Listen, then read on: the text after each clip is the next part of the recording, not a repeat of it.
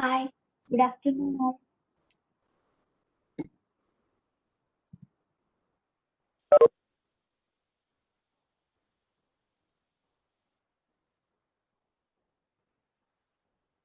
Okay, yesterday we have studied the system controls and security measures. That is the classification of system controls into its two types, general control and application control. And we have also discussed its subdivisions. So, first നമുക്ക് അതിന്റെ questions നോക്കാം. Okay, ഇന്നലത്തെ സെഷന്റെ questions ആദ്യം നമുക്ക് discuss ചെയ്യാം.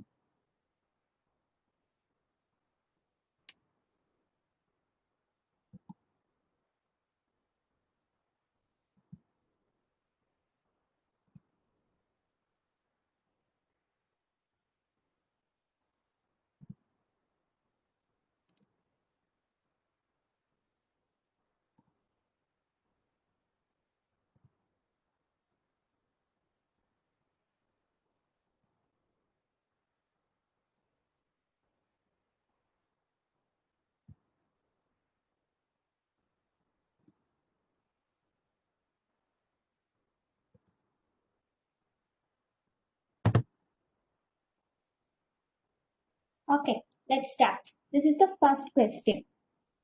System control procedures are referred to as general controls or application controls. The objective of application control in a computer environment is to first provide controls over the electronic functioning of the hardware, maintain the accuracy of the inputs, files, and outputs for the application, ensure the separation of incompatible functions in processing departments, plan for the protection of the facilities and backup system. So, what is the objective of the application control? Which is the answer? Which option?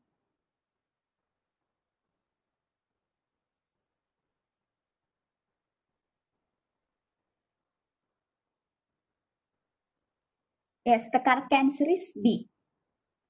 Because application control is not aimed to provide the functioning of the hardware or not to separate the functions in the departments or any backup system. It's for maintaining the accuracy of the input processing and output status of a specific application. Okay.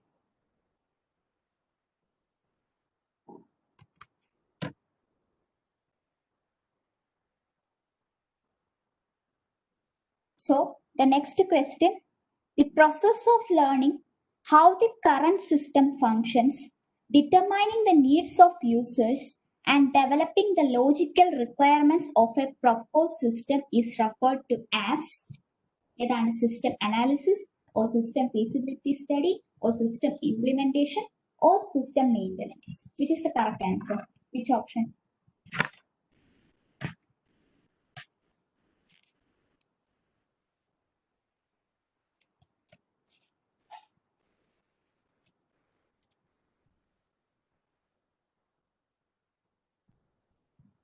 The correct answer is A. Because system analysis is reviewing the current operating system in a company and finding the strength and weaknesses of it. And if there is need for a new system, it will discuss with the users and develop a design. This is the function of a system analyst, or it is the system analysis. So the correct answer is option A, system analysis. So the other question is, the most critical aspect of separation of duties within information systems is between first programmers and computer operators, second programmers and project leaders, C programmers and system analysts, and the last one is system analyst and users. Which is the correct answer? Yes, A. Yesterday I have said it. The most critical segregation of duty within a IT department is between the persons who are programming and the person who is operating a computer system.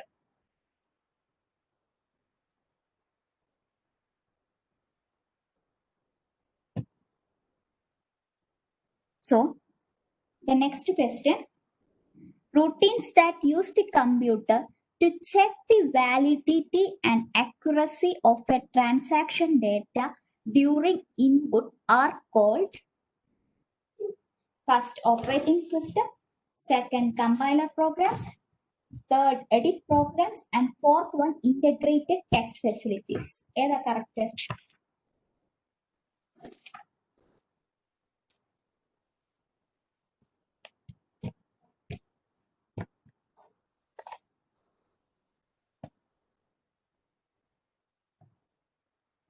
The correct answer is option C. Yesterday we have studied, isn't it? There are three subdivisions of the input control. First is data observation and recording. Second is data transcription. And third one is edit test. Actually, operating system അറിയാമല്ലോ, നമ്മുടെ system operate ചെയ്യാൻ വേണ്ടിയുള്ളതാണ് operating system. അത് ഒന്നിന്റെയും accuracy ഒന്നും check ചെയ്യുന്നില്ല. Second one compiler. Compiler means ഇതിന് രണ്ട് use ഉണ്ട്. ഒന്ന് നമ്മുടെ പ്രോഗ്രാം സോഴ്സ് കോഡിനെ ഒബ്ജക്റ്റ് കോഡാക്കി കൺവേർട്ട് ചെയ്യുന്നത്, അല്ലെങ്കിൽ നമ്മുടെ പ്രോഗ്രാം കമ്പൈൽ ചെയ്യുമ്പോൾ എന്തെങ്കിലും എറേഴ്സ് ഉണ്ടെങ്കിൽ അത് എന്താണെന്നുള്ളത് നമുക്ക് ഒരു റിപ്പോർട്ട് പോലെ തരും. കമ്പൈലർ പ്രോഗ്രാംസ് ആ ഒരു യൂസ് ആണ്. ഒരു ഇൻപുട്ട് ഡേറ്റയുടെ വാലിഡിറ്റി അക്യുറസി ഒക്കെ ടെസ്റ്റ് ചെയ്യുന്നത് എഡിറ്റ് പ്രോഗ്രാംസ് ആണ്. നമ്മൾ അതിന്റെ കുറെ എണ്ണം പഠിച്ചല്ലേ, completeness check, limit check, validity check, overflow checks, check digits, അങ്ങനെ കുറെ പഠിച്ചു. So the correct answer is option C, edit programs. മനസ്സിലായോ എങ്ങനെയാണ് ആ ഓപ്ഷൻ വന്നതെന്ന്? ഓക്കെ.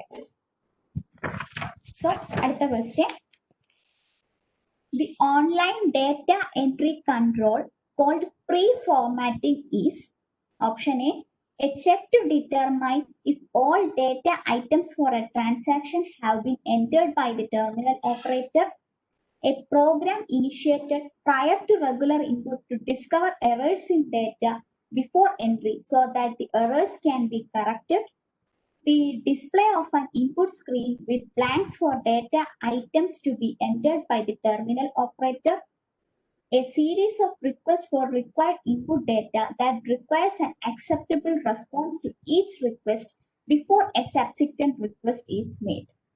എന്താണ് പ്രീ ഫോർമാറ്റിംഗ് എന്ന് പറഞ്ഞാൽ എന്താ? എന്നാലും നമ്മൾ പഠിച്ചായിരുന്നു പ്രീ ഫോർമാറ്റഡ് ഇൻപുട്സ് എന്ന് പറഞ്ഞ് പഠിച്ചായിരുന്നു. ഇതിൽ ഏത് ഓപ്ഷനാ ആൻസർ?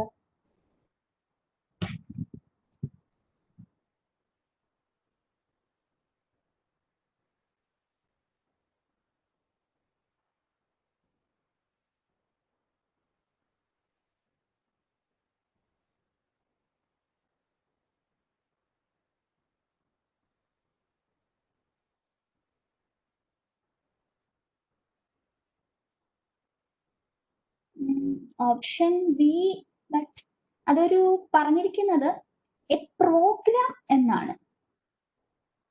ശരിക്കും നമ്മുടെ പ്രീ ഫോർമാറ്റിംഗ് എന്ന് പറഞ്ഞാല് അതിലൊരു ചെറിയൊരു സാമ്യമുണ്ട്. ബിക്കോസ് നമ്മൾ ഇൻപുട്ട് എൻട്രി ചെയ്യുമ്പോൾ അത് അന്നേരം എറേഴ്സ് കറക്റ്റ്, അവിടെ എറർ ഡിസ്കവർ ചെയ്യാൻ വേണ്ടിയുള്ളൊരു ഇത് തന്നെയാണ് പ്രീ ഫോർമാറ്റിംഗ്. ബട്ട് ശരിക്കും അതിനേക്കാളും ആപ്റ്റ് ആയിട്ടുള്ള ഓപ്ഷൻ വരുന്നത് ഓപ്ഷൻ സി ആണ്. ബിക്കോസ് പ്രീ ഫോർമാറ്റിംഗ് ഓർത്താൽ മതി, നമുക്ക് എന്തെങ്കിലും ഒരു ഫോം കിട്ടും ഫില്ല് ചെയ്യാൻ. സോ യൂഷ്വലി നമുക്ക് സ്പേസ് പ്രൊവൈഡ് ചെയ്യും അല്ലെ, ഈവൻ ഫോൺ നമ്പേഴ്സ് എൻ്റർ ചെയ്യാൻ അല്ലെങ്കിൽ അക്കൗണ്ട് നമ്പർ എൻ്റർ ചെയ്യാനൊക്കെ ആണെങ്കിൽ അതിൽ ബ്ലാങ്ക്സ് ഇങ്ങനെ ബോക്സ് ആയിട്ട് കൊടുക്കും. ഇപ്പൊ ഫോൺ നമ്പർ ആണെങ്കിൽ 10 ബോക്സസ് കാണും. ആ 10 ബോക്സസിൻ്റെ അകത്ത് നമ്മൾ കൃത്യമായിട്ട് എഴുതുവാണെങ്കിൽ നമുക്ക് എറർ ഉണ്ടാവത്തില്ല. ബിക്കോസ് നമുക്കറിയാം നമ്മൾ എഴുതി വരുമ്പോൾ എന്തെങ്കിലും ഒരു നമ്പർ മിസ്സായി പോയാൽ we can identify that because the number of boxes is fixed. So അങ്ങനെയുള്ള ഒരു ഫോം ഓർത്താൽ മതി പ്രീ ഫോർമാറ്റിംഗ് എന്ന് പറയുന്നത്. അപ്പം ഇതിൽ ഏത് ഓപ്ഷൻ ആയിരിക്കും correct?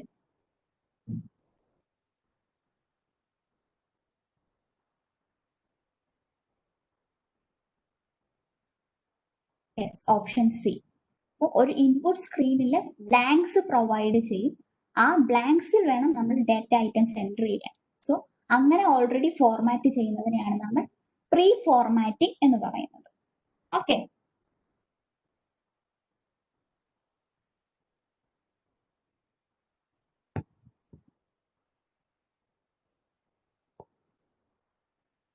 Now next question. Data input validation routines include A. Passwords, B. Terminal logs, C. Backup controls, and D. Hash totals. Data input validation എന്ന് പറഞ്ഞാൽ എന്താണ്? നമ്മുടെ എഡിറ്റ് പ്രോഗ്രാംസ് അല്ലെങ്കിൽ എഡിറ്റ് ടെസ്റ്റ് അല്ലെങ്കിൽ എഡിറ്റ് ചെക്സ്, ഇത് രണ്ടും same thing ആണ്. So അതിൽ വരുന്ന ഇതിൽ ഏതാ? പാസ്വേഡ് ആണോ? പാസ്വേഡ് നമ്മളൊരു ഇൻപുട്ട് വാലിഡേഷൻ യൂസ് ചെയ്യുന്നതാണോ? Is it to check the? Yes, the correct answer is option D, hash totals. നമ്മുടെ ഇൻപുട്ടിൽ എന്തെങ്കിലും ചേഞ്ച് വന്നിട്ടുണ്ടോ, അക്യുറേറ്റ് ആണോ എന്ന് ചെക്ക് ചെയ്യാൻ ഇവിടെ യൂസ് ചെയ്യുന്ന മെത്തേഡ് ഓപ്ഷൻ ബി ആണ്, ഹാഷ് ടോട്ടൽസ് ആണ്.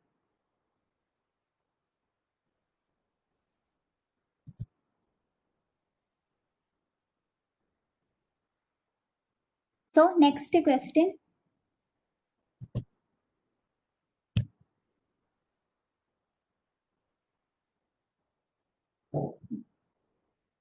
An employee in the receiving department keyed in a shipment from a remote terminal and inadvertently omitted the purchase order number. The best system control to detect this error would be ഏതാ?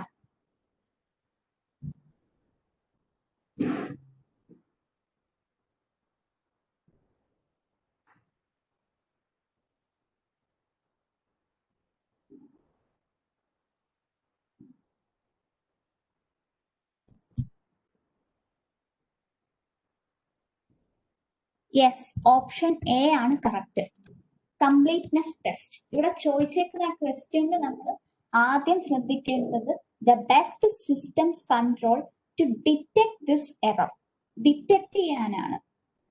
So option A completeness test ആണ്. മറ്റേ batch total എന്നൊക്കെ പറയുമ്പോൾ അവിടെ തന്നെ അത് detect ചെയ്യില്ല. നമ്മൾ അത് ആപ്ലിക്കേഷൻ പാസ് ചെയ്തിട്ട് ആപ്ലിക്കേഷന്റെ കയ്യിൽ കിട്ടുമ്പോൾ മാത്രമേ അത് നമ്മുടെ ബാച്ച് ടോട്ടൽ എടുത്ത് വീണ്ടും കമ്പയർ ചെയ്ത് നോക്കി അവിടെ എറർ ഉണ്ടെന്ന് മനസ്സിലാവും. So the best system control to detect this error would be completeness test. നമ്മൾ എന്തെങ്കിലും ഒരു മിസ്സായി പോയാൽ അതും ഓർത്താൽ മതി. നമ്മുടെ കമ്പ്യൂട്ടറിൽ നമ്മൾ എന്തെങ്കിലും ഇപ്പോൾ ആപ്ലിക്കേഷൻ ഒക്കെ നമ്മൾ ഫിൽ ചെയ്യുമ്പോൾ this mandatory fields are shown with this red star. Only after filling these blanks we can get into the next step. അത് ഓർത്താൽ മതി. അതിനെ പറയുന്നതാണ് കംപ്ലീറ്റ്നെസ് ടെസ്റ്റ്. സോ നമ്മൾ മിസ്സായ എന്തെങ്കിലും, നമ്മൾ എന്തെങ്കിലും ഒമിറ്റ് ചെയ്തിട്ടുണ്ടെങ്കിൽ അത് എൻറ്റർ ചെയ്യാതെ നമുക്ക് മുന്നോട്ട് പോകാൻ പറ്റില്ല. അങ്ങനെ ഡിറ്റക്ട് ചെയ്യുന്നതാണ് completeness test. So next question.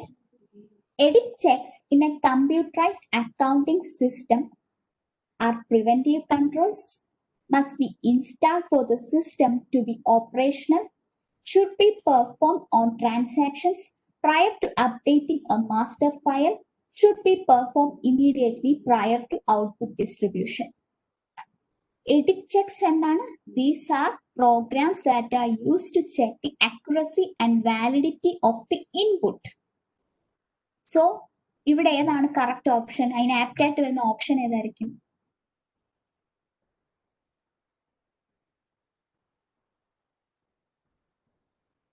Preventive controls നമുക്ക് പറയാൻ പറ്റത്തില്ല ഓപ്ഷൻ എ, ബിക്കോസ് എഡിറ്റ് ചെക്സിൻ്റെ അകത്ത് there are different ways, അല്ലെ? Completeness check, limit check, validity check. Actually these all will detect an error. These are not preventing something from occurring. These are actually detecting the error. So preventive controls വരത്തില്ല. പിന്നെ ഏതാ വരാൻ പറ്റുക?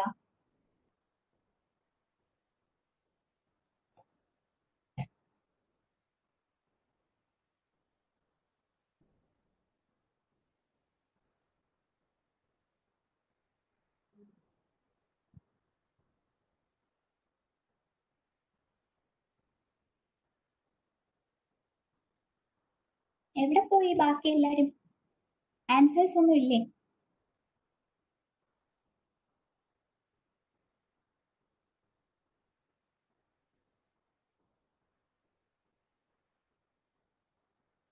Yes, correct answer is option C.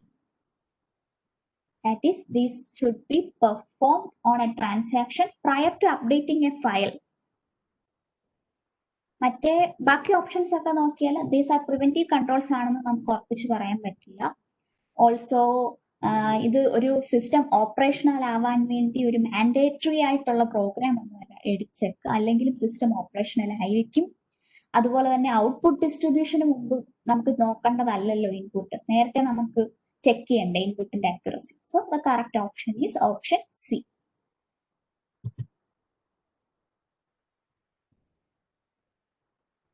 So, in an automated payroll processing environment, a department manager substituted the time card for a terminated employee with a time card for a fictitious employee. The fictitious employee had the same pay rate and hours worked as the terminated employee. The best control technique to detect this action using employee identification numbers would be a hash total, batch total, subsequent check, record count.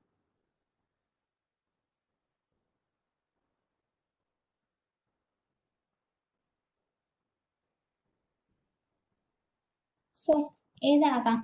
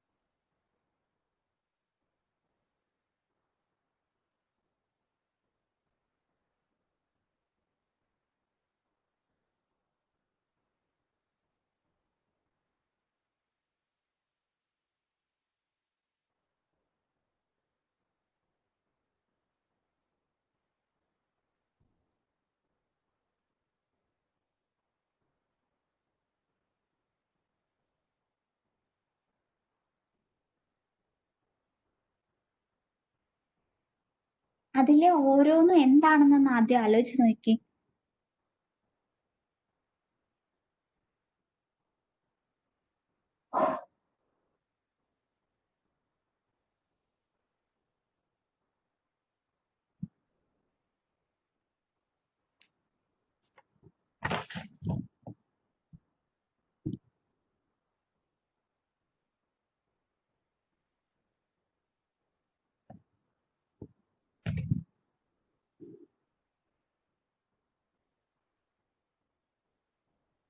Record count വരില്ല, because record count എന്ന് പറഞ്ഞാൽ നമ്മുടെ എന്ത് ആ ഒരു particular transaction എടുത്താൽ അതിൻ്റെ അകത്ത് എത്ര റെക്കോർഡ്സ് ഉണ്ട് എന്ന് നമ്മൾ കൗണ്ട് ചെയ്യുന്നതേ വരത്തുള്ളൂ. ഇവിടെ നമ്മുടെ ടെർമിനേറ്റഡ് എംപ്ലോയിക്ക് പകരം ഒരു ഫിക്ഷ്യസ് എംപ്ലോയി വെച്ച് റീപ്ലേസ് ചെയ്യുന്നുണ്ട്. സോ അവിടെ ഒരു റെക്കോർഡിന്റെ ഒരു കുറവ് വരുന്നില്ല. സോ ഓപ്ഷൻ ഡി വരത്തില്ല. പിന്നെ ഈ സബ്സിക്വന്റ് ചെക്ക് എന്നുള്ളത് ഞാൻ പഠിപ്പിച്ചായിരുന്നു, പറഞ്ഞതായിട്ട് ഞാൻ ഓർക്കുന്നില്ല ആക്ച്വലി. പിന്നെ നമ്മൾ പഠിച്ച രണ്ടെണ്ണം ഉള്ളത് ഹാഷ് ടോട്ടലും ബാച്ച് ടോട്ടലും ആണ്. സോ ബാച്ച് ടോട്ടലും ഹാഷ് ടോട്ടലും ഞാൻ പറഞ്ഞിരുന്നു. ബാച്ച് ടോട്ടൽ യൂഷ്വലി ഫിനാൻഷ്യൽ ട്രാൻസാക്ഷൻസിനാണ് നമ്മൾ കൂടുതലും യൂസ് ചെയ്യുന്നത്. ഒരു ടോട്ടൽ മോണിറ്ററി എമൗണ്ട് ആണ് ഒരു പർട്ടിക്കുലർ ബാച്ചിന്റെ നമ്മൾ കാൽക്കുലേറ്റ് ചെയ്യുന്നത്. സോ ബാച്ച് ഇവിടെ നമ്മൾ എന്തായിരിക്കും, നമുക്ക് എംപ്ലോയി ഐഡന്റിഫിക്കേഷൻ നമ്പർ വെച്ച് വേണം ഡിറ്റക്ട് ചെയ്യാൻ. അല്ലെ, ക്വസ്റ്റ്യൻ പറഞ്ഞിട്ടുണ്ട് detect this action using employee identification number. So batch total വരത്തില്ല. പിന്നുള്ളത് ഏതാ, ഹാഷ് ടോട്ടൽ ആണ്. സോ ഹാഷ് ടോട്ടൽ സ്ഥിരം അങ്ങനെയാണ്, നമ്മൾ അക്കൗണ്ട് നമ്പേഴ്സ് ഒക്കെ ആണെങ്കിൽ ഒരു ബാച്ചിന്റെ ടോട്ടൽ അക്കൗണ്ട് നമ്പേഴ്സ് കാൽക്കുലേറ്റ് ചെയ്തിട്ട് ആ ഹാഷിന് എന്തെങ്കിലും ഡിഫറൻസ് വരുന്നുണ്ടോ എന്ന് വെച്ചാണ് നമ്മൾ ഐഡന്റിഫൈ ചെയ്യുന്നത്. സോ ഇവിടുത്തെ കറക്റ്റ് ആൻസർ ഹാഷ് ടോട്ടൽ ആണ്. ഈ സബ്സിക്വന്റ് ചെക്ക് എന്താണ്,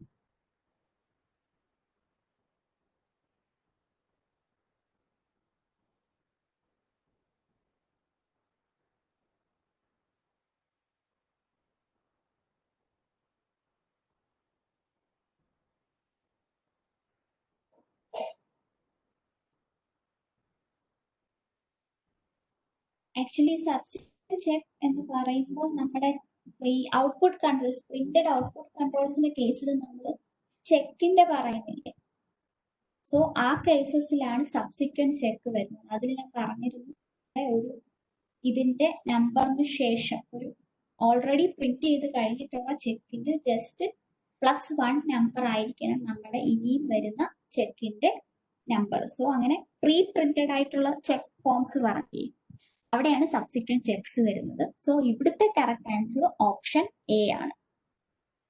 ഓക്കെ ആണോ എല്ലാവരും?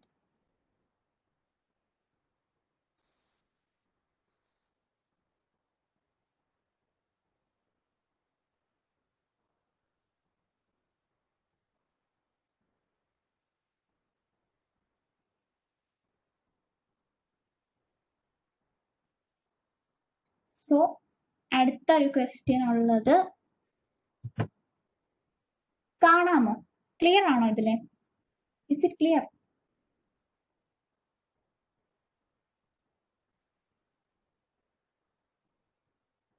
ഓക്കെ, ഇത് നിങ്ങളുടെ ഇതിൽ വരാൻ പറ്റുന്ന എസ്എ ടൈപ്പ് ക്വസ്റ്റ്യന്റെ ഒരു എക്സാമ്പിൾ ആണ്. സോ ഒന്ന് വായിച്ചു നോക്കിക്കേ ആദ്യം ആ paragraph.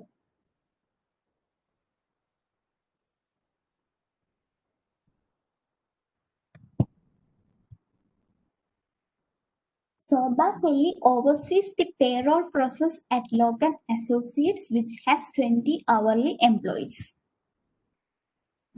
The company is small and Kelly is the only employee allowed to use the payroll system. Each pay period, Kelly must add or change the employee information and then she runs the pay cycle.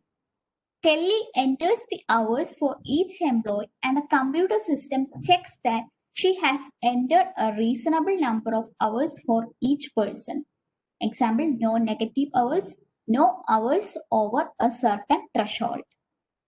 After Kelly has entered all the data, a control total is generated. This control total shows the total number of hours which she can confirm by checking to the total from the time clock. After the payroll checks are printed, she obtains a summary report showing the total payroll dollars and total number of employees paid. Kelly confirms that the number of checks printed and the overall amount paid are reasonable.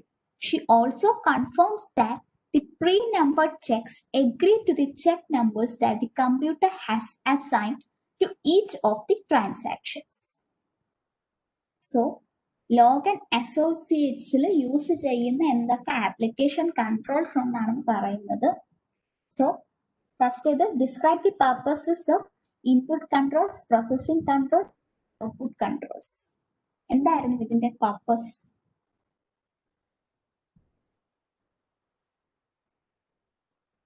ശരിക്കും നിങ്ങൾ ഈ SA type questions just discuss ചെയ്യത്തേ ഉള്ളൂ. എങ്ങനെയാണ് ചെയ്യാറ് സാധാരണ?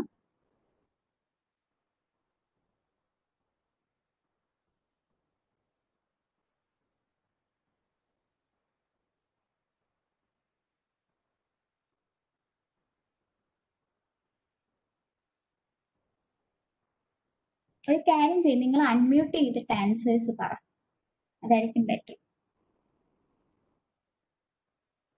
നമ്മൾ അപ്പടെ കുറച്ച് പേരല്ലേ, സോ അതുകൊണ്ട് അതൊരു പ്രോബ്ലം ആകത്തില്ല.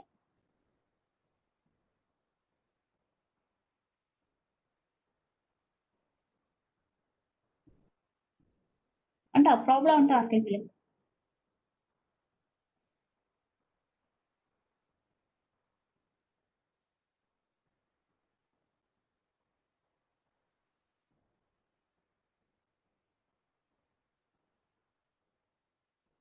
സാരമില്ല, ഞാൻ ഹെൽപ്പ് ചെയ്യാം.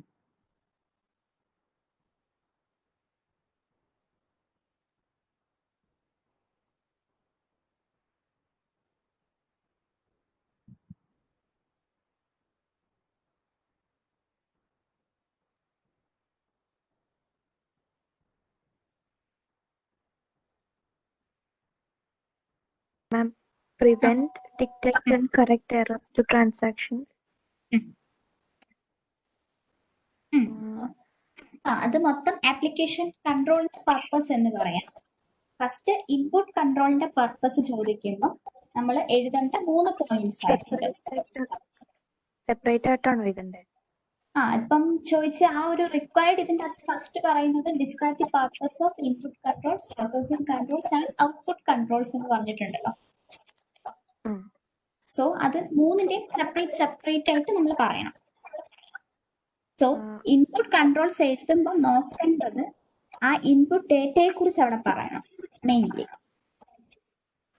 Data is correctly authorized, converted into. അത് തന്നെ, അത് വേണം അവിടുത്തെ മെയിൻ ഇമ്പോർട്ടന്റ് പോയിന്റ്. അതാണ്. പിന്നെ പ്രോസസിംഗ് കൺട്രോൾസ് വരുമ്പോ എന്തായിരുന്നു?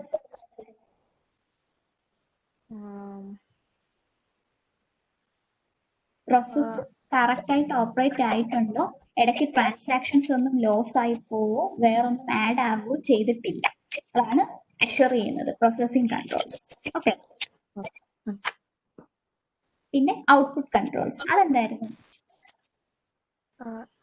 ജസ്റ്റ് മെയിൻ ആയിട്ട് ഓർക്കേണ്ടത് അക്യുറേറ്റ് വാലിഡ് ഔട്ട്പുട്ട് ക്രിയേറ്റ് ചെയ്യേണ്ടത്. അത് തന്നെ, അത് എൻഷുർ ചെയ്യുന്നതാണ് ഔട്ട്പുട്ട് കൺട്രോൾസ്. ആ ഒരു ഈ പോയിന്റ് ആണ് മെയിൻ ആയിട്ട് അവിടെ വരേണ്ടത്. ഓക്കെ. ഇനി സെക്കൻഡ് വൺ വരുമ്പോ എന്താണ്? Provide 1 example of an control, a processing control and an output control at Logan associates respectively. So ഇവിടെ തന്നിരിക്കുന്നതിൽ ഒരു ഇൻപുട്ട് കൺട്രോളും ഒരു പ്രോസസിംഗ് കൺട്രോളും ഒരു ഔട്ട്പുട്ട് കൺട്രോളും ഐഡന്റിഫൈ ചെയ്യാം.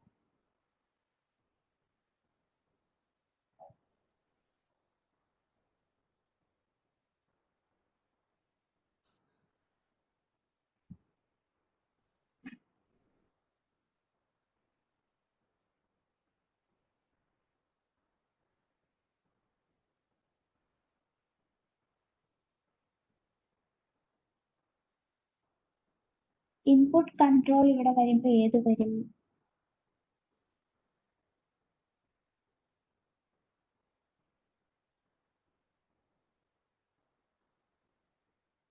ഏതാ? ആർക്കെങ്കിലും പറയാവോ? ഇൻപുട്ട് കൺട്രോൾ ഒരാൾ പറ.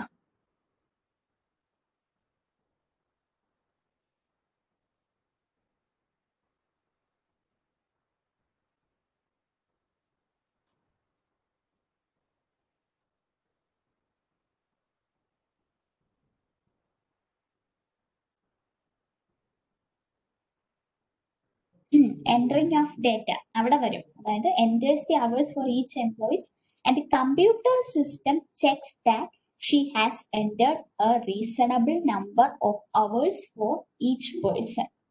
അവിടെ വരുമ്പോൾ നമ്മുടെ ആ എഡിറ്റ് ചെക്സിന്റെ ഒരു ഇത് വരും അല്ലെ, കറക്റ്റ് നമ്പർ ഓഫ് അവേഴ്സ്, അതായത് നെഗറ്റീവ് അവേഴ്സ് ഉണ്ടോ, ഓരോ സർട്ടൻ ത്രെഷോൾഡിന്റെ മുകളിലുള്ള അവേഴ്സ് ഉണ്ടോ എന്നുള്ളത് ഒരു ഇൻപുട്ട് കൺട്രോൾ. ആ ചെക്കിങ് നടക്കുന്നത് എന്താണ്? ഒരു ഇൻപുട്ട് കൺട്രോൾ ആണ്. ഓക്കെ.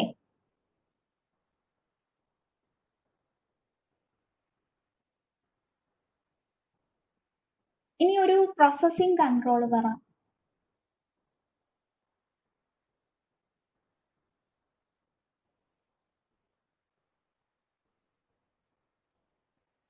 അതിന്റെ ജസ്റ്റ് അടുത്ത ലൈൻ കണ്ടു പ്രോസസിംഗ് കൺട്രോൾ.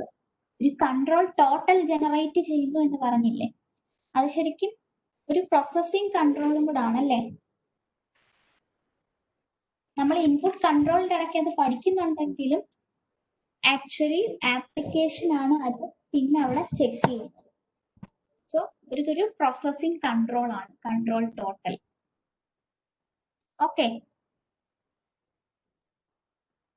പിന്നെ ഔട്ട്പുട്ട് കൺട്രോൾ. ഔട്ട്പുട്ട് കൺട്രോൾ ഏതാണ്? ലാസ്റ്റ് ലൈൻ പറയാം അല്ലെ. Confirms that pre-numbered checks agree to the check numbers that the computer has assigned to each of the transactions. അതായത് check number ഇടയ്ക്ക് check ഒന്നും മിസ്സായി പോയിട്ടില്ല എന്ന് ചെക്ക് ചെയ്യാൻ വേണ്ടിയാണ് നമ്മൾ ഓൾറെഡി പ്രീ നമ്പർ ചെയ്ത് വെക്കുന്നത്. സോ അങ്ങനെ ഒരു കൺട്രോൾ എന്ന് പറയുന്നത് എന്താണത്? അതൊരു ഔട്ട്പുട്ട് കൺട്രോൾ ആണ്.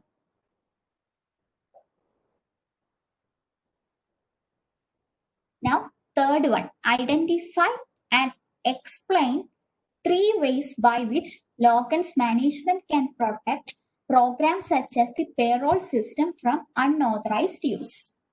അൺഓതറൈസ്ഡ് യൂസിൽ നിന്നും പേറോൾ സിസ്റ്റത്തിനെ എങ്ങനെ ലോഗൻസ് മാനേജ്മെന്റ് പ്രിവെന്റ് ചെയ്യുന്നു എന്നുള്ളത് ഐഡന്റിഫൈ ചെയ്തേ ആ പാരഗ്രാഫിൽ.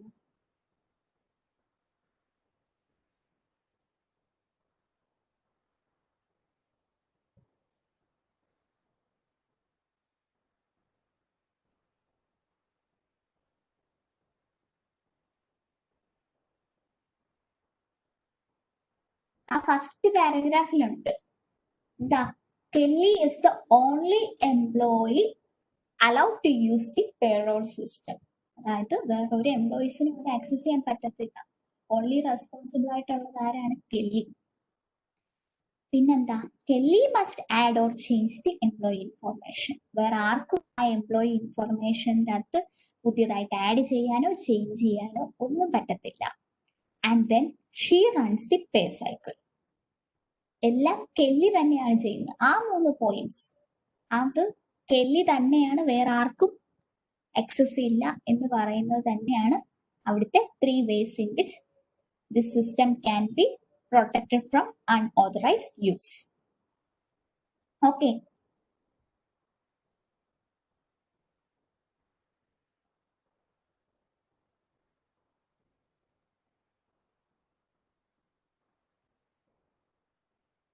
Okay. പിന്നെ fourth one, identify 3 ways that Logan associates can ensure limited access to physical hardware can be achieved. അതും സെയിം അത് തന്നെയാണ്. സോ ആ പേറോൾ സിസ്റ്റം എന്ന് പറയുന്നത് എന്താണ്? ആ ഒരു പർട്ടിക്കുലർ കമ്പ്യൂട്ടർ ആണ്, അതൊരു ഫിസിക്കൽ ഹാർഡ്വെയറിലല്ലേ. സോ അതിലേക്കുള്ള ആക്സസ് ആർക്ക് മാത്രമേ ഉള്ളൂ? കെല്ലിക്ക് മാത്രമേ ഉള്ളൂ. സോ സെയിം പോയിന്റ്സ് തന്നെ വരും. Kelly is the only employee allowed to use the payroll system. So ആ ഒരു 3 പോയിന്റ്സ് തന്നെയാണ് ഇവിടുത്തെയും ആൻസേഴ്സ് വരുന്നത്. പിന്നെന്താ, how can Logan associates ensure that access to the blank checks has been safeguarded? അതേതാ? Last line അല്ലേ, pre numbered checks. അത് തന്നെയാണ് ബ്ലാങ്ക് ചെക്സിലേക്കുള്ളതൊക്കെ സേഫ് ഗാർഡ് ചെയ്യുന്നത് എങ്ങനെയാണ്? പ്രീ നമ്പർ ചെയ്ത് വെക്കും. സോ ചെക്സ് ഒന്നും മിസ്സിംഗ് അല്ല എന്ന് നമുക്ക് അഷ്വർ ചെയ്യാൻ പറ്റുന്നത് എങ്ങനെയാണ്?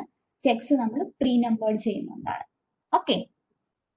ഇനി അടുത്ത question, describe 2 ways that additional segregation of duties at Logan Associates could enhance the security of the payroll process. So ഒരു അഡീഷണൽ സെഗ്രിഗേഷൻ ഓഫ് ഡ്യൂട്ടി എങ്ങനെ നമുക്ക് അവിടെ കൊണ്ടുവരാം? ഓരോരുത്തർക്കും ഓരോ ഐഡിയ കാണുമായിരിക്കും അല്ലേ? പറഞ്ഞോ, എങ്ങനെയായിരിക്കാം ഒരു അഡീഷണൽ സെഗ്രിഗേഷൻ ഓഫ് ഡ്യൂട്ടി നമുക്ക് അവിടെ കൊണ്ടുവരാൻ പറ്റുന്നത്?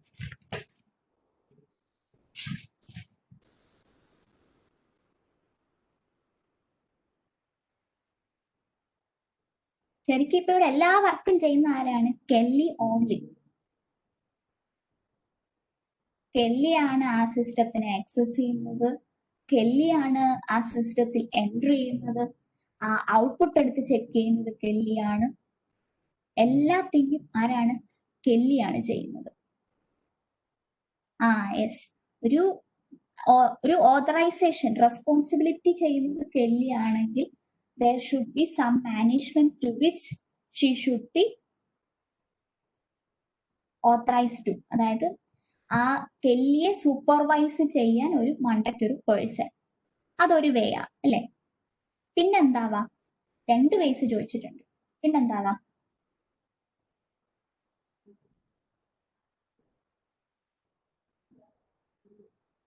ഇവിടെ ലാസ്റ്റ് ഔട്ട്പുട്ട് കൺട്രോൾസ് ഒക്കെ എടുക്കുന്നില്ലേ, അതും കെല്ലി തന്നെയാണ് എല്ലാം കൺഫേം ചെയ്യുന്നത് എല്ലാം. ആക്ച്വലി കമ്പനീസിൽ there should be a data control group. അത് ഔട്ട്പുട്ട് കൺട്രോളിന് മാത്രമല്ല, നമ്മുടെ ഇൻപുട്ട് ഡേറ്റ റിസീവ് ചെയ്യാനും അതിനെ ഓതറൈസ് ചെയ്യാനും അതിനെ കറക്റ്റ് ഓതറൈസ്ഡ് പേഴ്സണിലേക്ക് ഔട്ട്പുട്ട് സെൻഡ് ചെയ്യാനും എന്തെങ്കിലും എറേഴ്സ് ഉണ്ടെങ്കിൽ അത് പ്രിവെന്റ് ചെയ്യുകയൊക്കെ ചെയ്യുന്നത് ഒരു ഡേറ്റ കൺട്രോൾ ഗ്രൂപ്പ് ആണ്. സോ അങ്ങനെ ഒരു ഗ്രൂപ്പ് കൂടെ ഉണ്ടെങ്കിൽ ഇവിടുത്തെ കുറെ കൺട്രോൾ ഇതൊക്കെ നടത്താൻ ആർക്ക് പറ്റും? നമ്മുടെ ഡേറ്റ കൺട്രോൾ ഗ്രൂപ്പിന് പറ്റും അല്ലേ?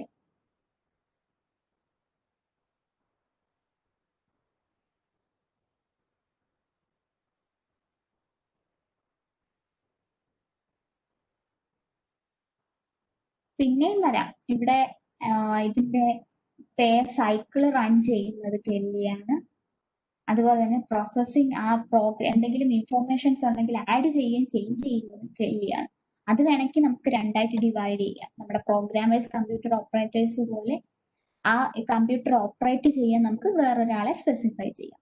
അങ്ങനെ നമുക്കൊരു ഇത് ചെയ്യാം, ഒരു ഡ്യൂട്ടി സെഗ്രിഗേറ്റ് ചെയ്യാം, അല്ലെങ്കിൽ സെപ്പറേറ്റ് ചെയ്യാം. ഓക്കെ, അപ്പൊ ക്ലിയർ ആയോ ഈ 6 ക്വസ്റ്റ്യൻസിന്റെ ആൻസേഴ്സ്?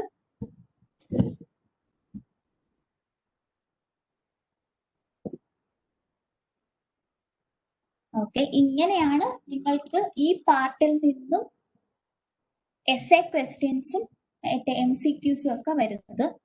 എൻ്റെ ഇത്രയും ക്വസ്റ്റ്യൻസ് ഒക്കെ കിട്ടിയുള്ളൂ, സോ അതാണ് ഞാൻ ഇട്ടത്. ഇനി നിങ്ങളുടെ കയ്യിലാണ്, നിങ്ങൾ പല പല ക്വസ്റ്റ്യൻസ് കളക്ട് ചെയ്യുക. എന്നെക്കാളും ക്വസ്റ്റ്യൻസ് ആക്സസ് ചെയ്യാൻ ഈസി നിങ്ങൾക്കായിരിക്കും. സോ കൂടുതൽ കൂടുതൽ ക്വസ്റ്റ്യൻസ് ആക്സസ് ചെയ്തിട്ട് സോൾവ് ചെയ്ത് നോക്കാം. എന്നിട്ട് സോൾവ് ചെയ്തിട്ട് എന്തെങ്കിലും കിട്ടിയില്ല എങ്കിൽ എന്റെ ഷെയർ ചെയ്യാം, ഞാൻ നോക്കിയിട്ടത് പറയാം. Okay okay. നിങ്ങൾ സാധാരണ എങ്ങനെയാണ് ക്വസ്റ്റ്യൻസ് ആക്സസ് ചെയ്യുന്നത്? എങ്ങനെ പ്രീവിയസ് ക്വസ്റ്റ്യൻസ് എടുക്കുമോ? എങ്ങനെയാണ് ചെയ്യുന്നത്?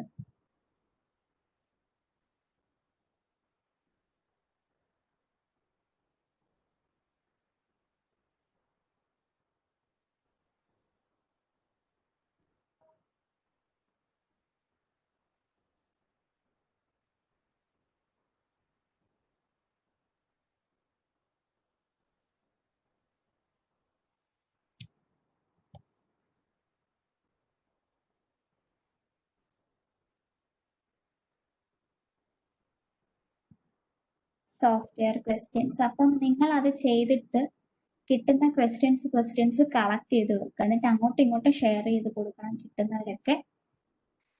പിന്നെ നിങ്ങൾക്ക് പറ്റുമെങ്കിൽ ഇനി വരുന്ന പോർഷൻസ്, നമ്മുടെ internet security, business continuity planning, system auditing എന്ന് പറഞ്ഞൊരു 3 ടോപ്പിക്കും കൂടെ ഈ സെക്ഷൻ ഇയിലുള്ളൂ.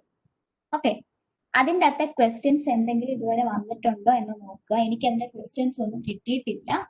സോ അത് വല്ല ഉണ്ടെങ്കിൽ നിങ്ങൾ കളക്ട് ചെയ്തിട്ട് കൊണ്ടുവന്നാലും ഞാനത് നോക്കിയിട്ട് വേറൊരു ദിവസം അത് സോൾവ് ചെയ്യിക്കാം, ഡിസ്കസ് ചെയ്യിക്കാം. ഓക്കെ, കിട്ടുമോ നോക്കേ. നോക്കിയിട്ട് കിട്ടുവാണെങ്കിൽ എനിക്ക് ഷെയർ ചെയ്യാം. Okay okay.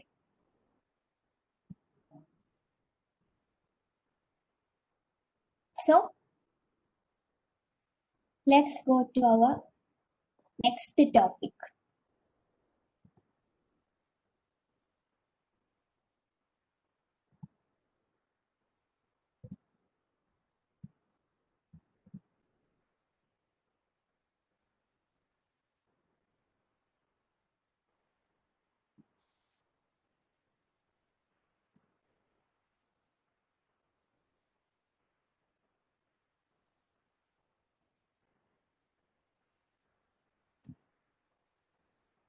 So the only portions left in our section E are internet security, business continuity planning, and system auditing. So അത്രയും പോർഷൻസ് കൂടെ കഴിഞ്ഞാൽ നമ്മുടെ സെക്ഷൻ ഇ കംപ്ലീറ്റ് ആവും. പിന്നെ നമ്മൾ സെക്ഷൻ എഫ് ആയിരിക്കും നെക്സ്റ്റ് ക്ലാസ് തൊട്ട് സ്റ്റാർട്ട് ചെയ്യുന്നത്. So our first topic, internet security. So we have studied the system controls and its subdivisions, general controls and application controls. Within this general control, we have access controls, like software, hardware and access controls. And this access controls has been subdivided into logical security and physical security. And this topic, internet security, actually comes under the logical security access control within the general controls. So general controls in the subdivision അകത്തുള്ള access controls ഉണ്ടായിട്ടുള്ള logical security control ആണ് actually internet security. So if the computer systems in our company is connected to an outside network, whether it be an external network or the internet, then there will be a number of security issues that will pose threat to our computer system. And these threats must be properly addressed. However, if we make some policies that will protect our computer system, it should not prevent the intended authorized users of our company from accessing that network. അതായത് നമ്മുടെ internet access ചെയ്യുമ്പോൾ there will be a number of security issues, and to mitigate or control these security issues, we may devise some plans.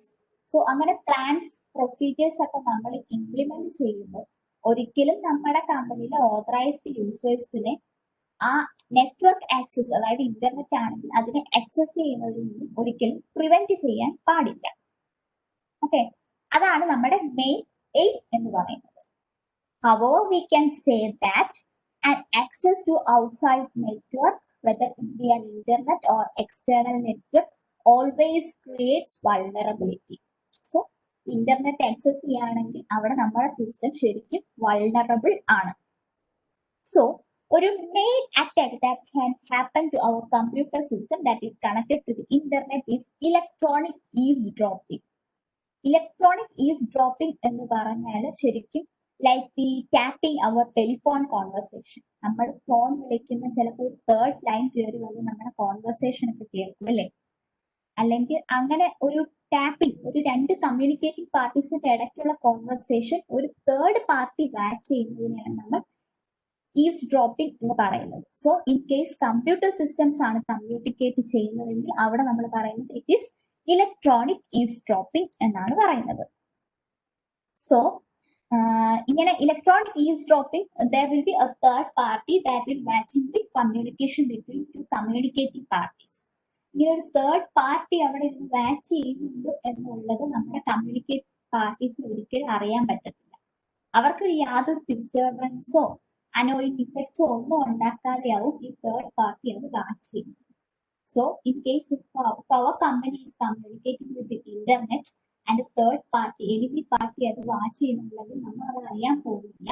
Also, we may be sending our confidential information through the internet, and these can be easily attacked by the attacker who is watching this communication. So we should send the information only by ensuring that the confidentiality of our company information is maintained. നമ്മുടെ company information confidentiality maintain ചെയ്യുന്നുണ്ട് എന്ന് ഉറപ്പ് വരുത്തിയിട്ട് മാത്രമേ നമ്മൾ ഇങ്ങനെ internet വഴി കമ്പനിയുടെ ഇൻഫോർമേഷൻസ് ഒക്കെ കമ്മ്യൂണിക്കേറ്റ് ചെയ്യാൻ പാടുള്ളൂ. സോ നമ്മൾ ഒരു ഔട്ട്സൈഡ് നെറ്റ്വർക്കിനെ നമ്മുടെ കമ്പ്യൂട്ടർ സിസ്റ്റം ആക്സസ് ചെയ്യുന്നുണ്ടെങ്കിൽ, കമ്പനിയുടെ കമ്പ്യൂട്ടർ സിസ്റ്റം ആക്സസ് ചെയ്യുന്നുണ്ടെങ്കിൽ അറ്റ് എ മിനിമം കേസിൽ the system should include the following 4 things. First, user account management. Second, firewall. Third, antivirus software. And fourth one, encryption. So, ഈ 4 കാര്യങ്ങൾ ഒരു സിസ്റ്റത്തിന് അത്യാവശ്യമായിട്ട്, ഒരു ഇന്റർനെറ്റിനെ ആക്സസ് ചെയ്യുന്ന ഒരു സിസ്റ്റത്തിന് അത്യാവശ്യമായിട്ട് നമ്മൾ ഇൻക്ലൂഡ് ചെയ്തിരിക്കേണ്ട 4 കാര്യങ്ങളാണ്.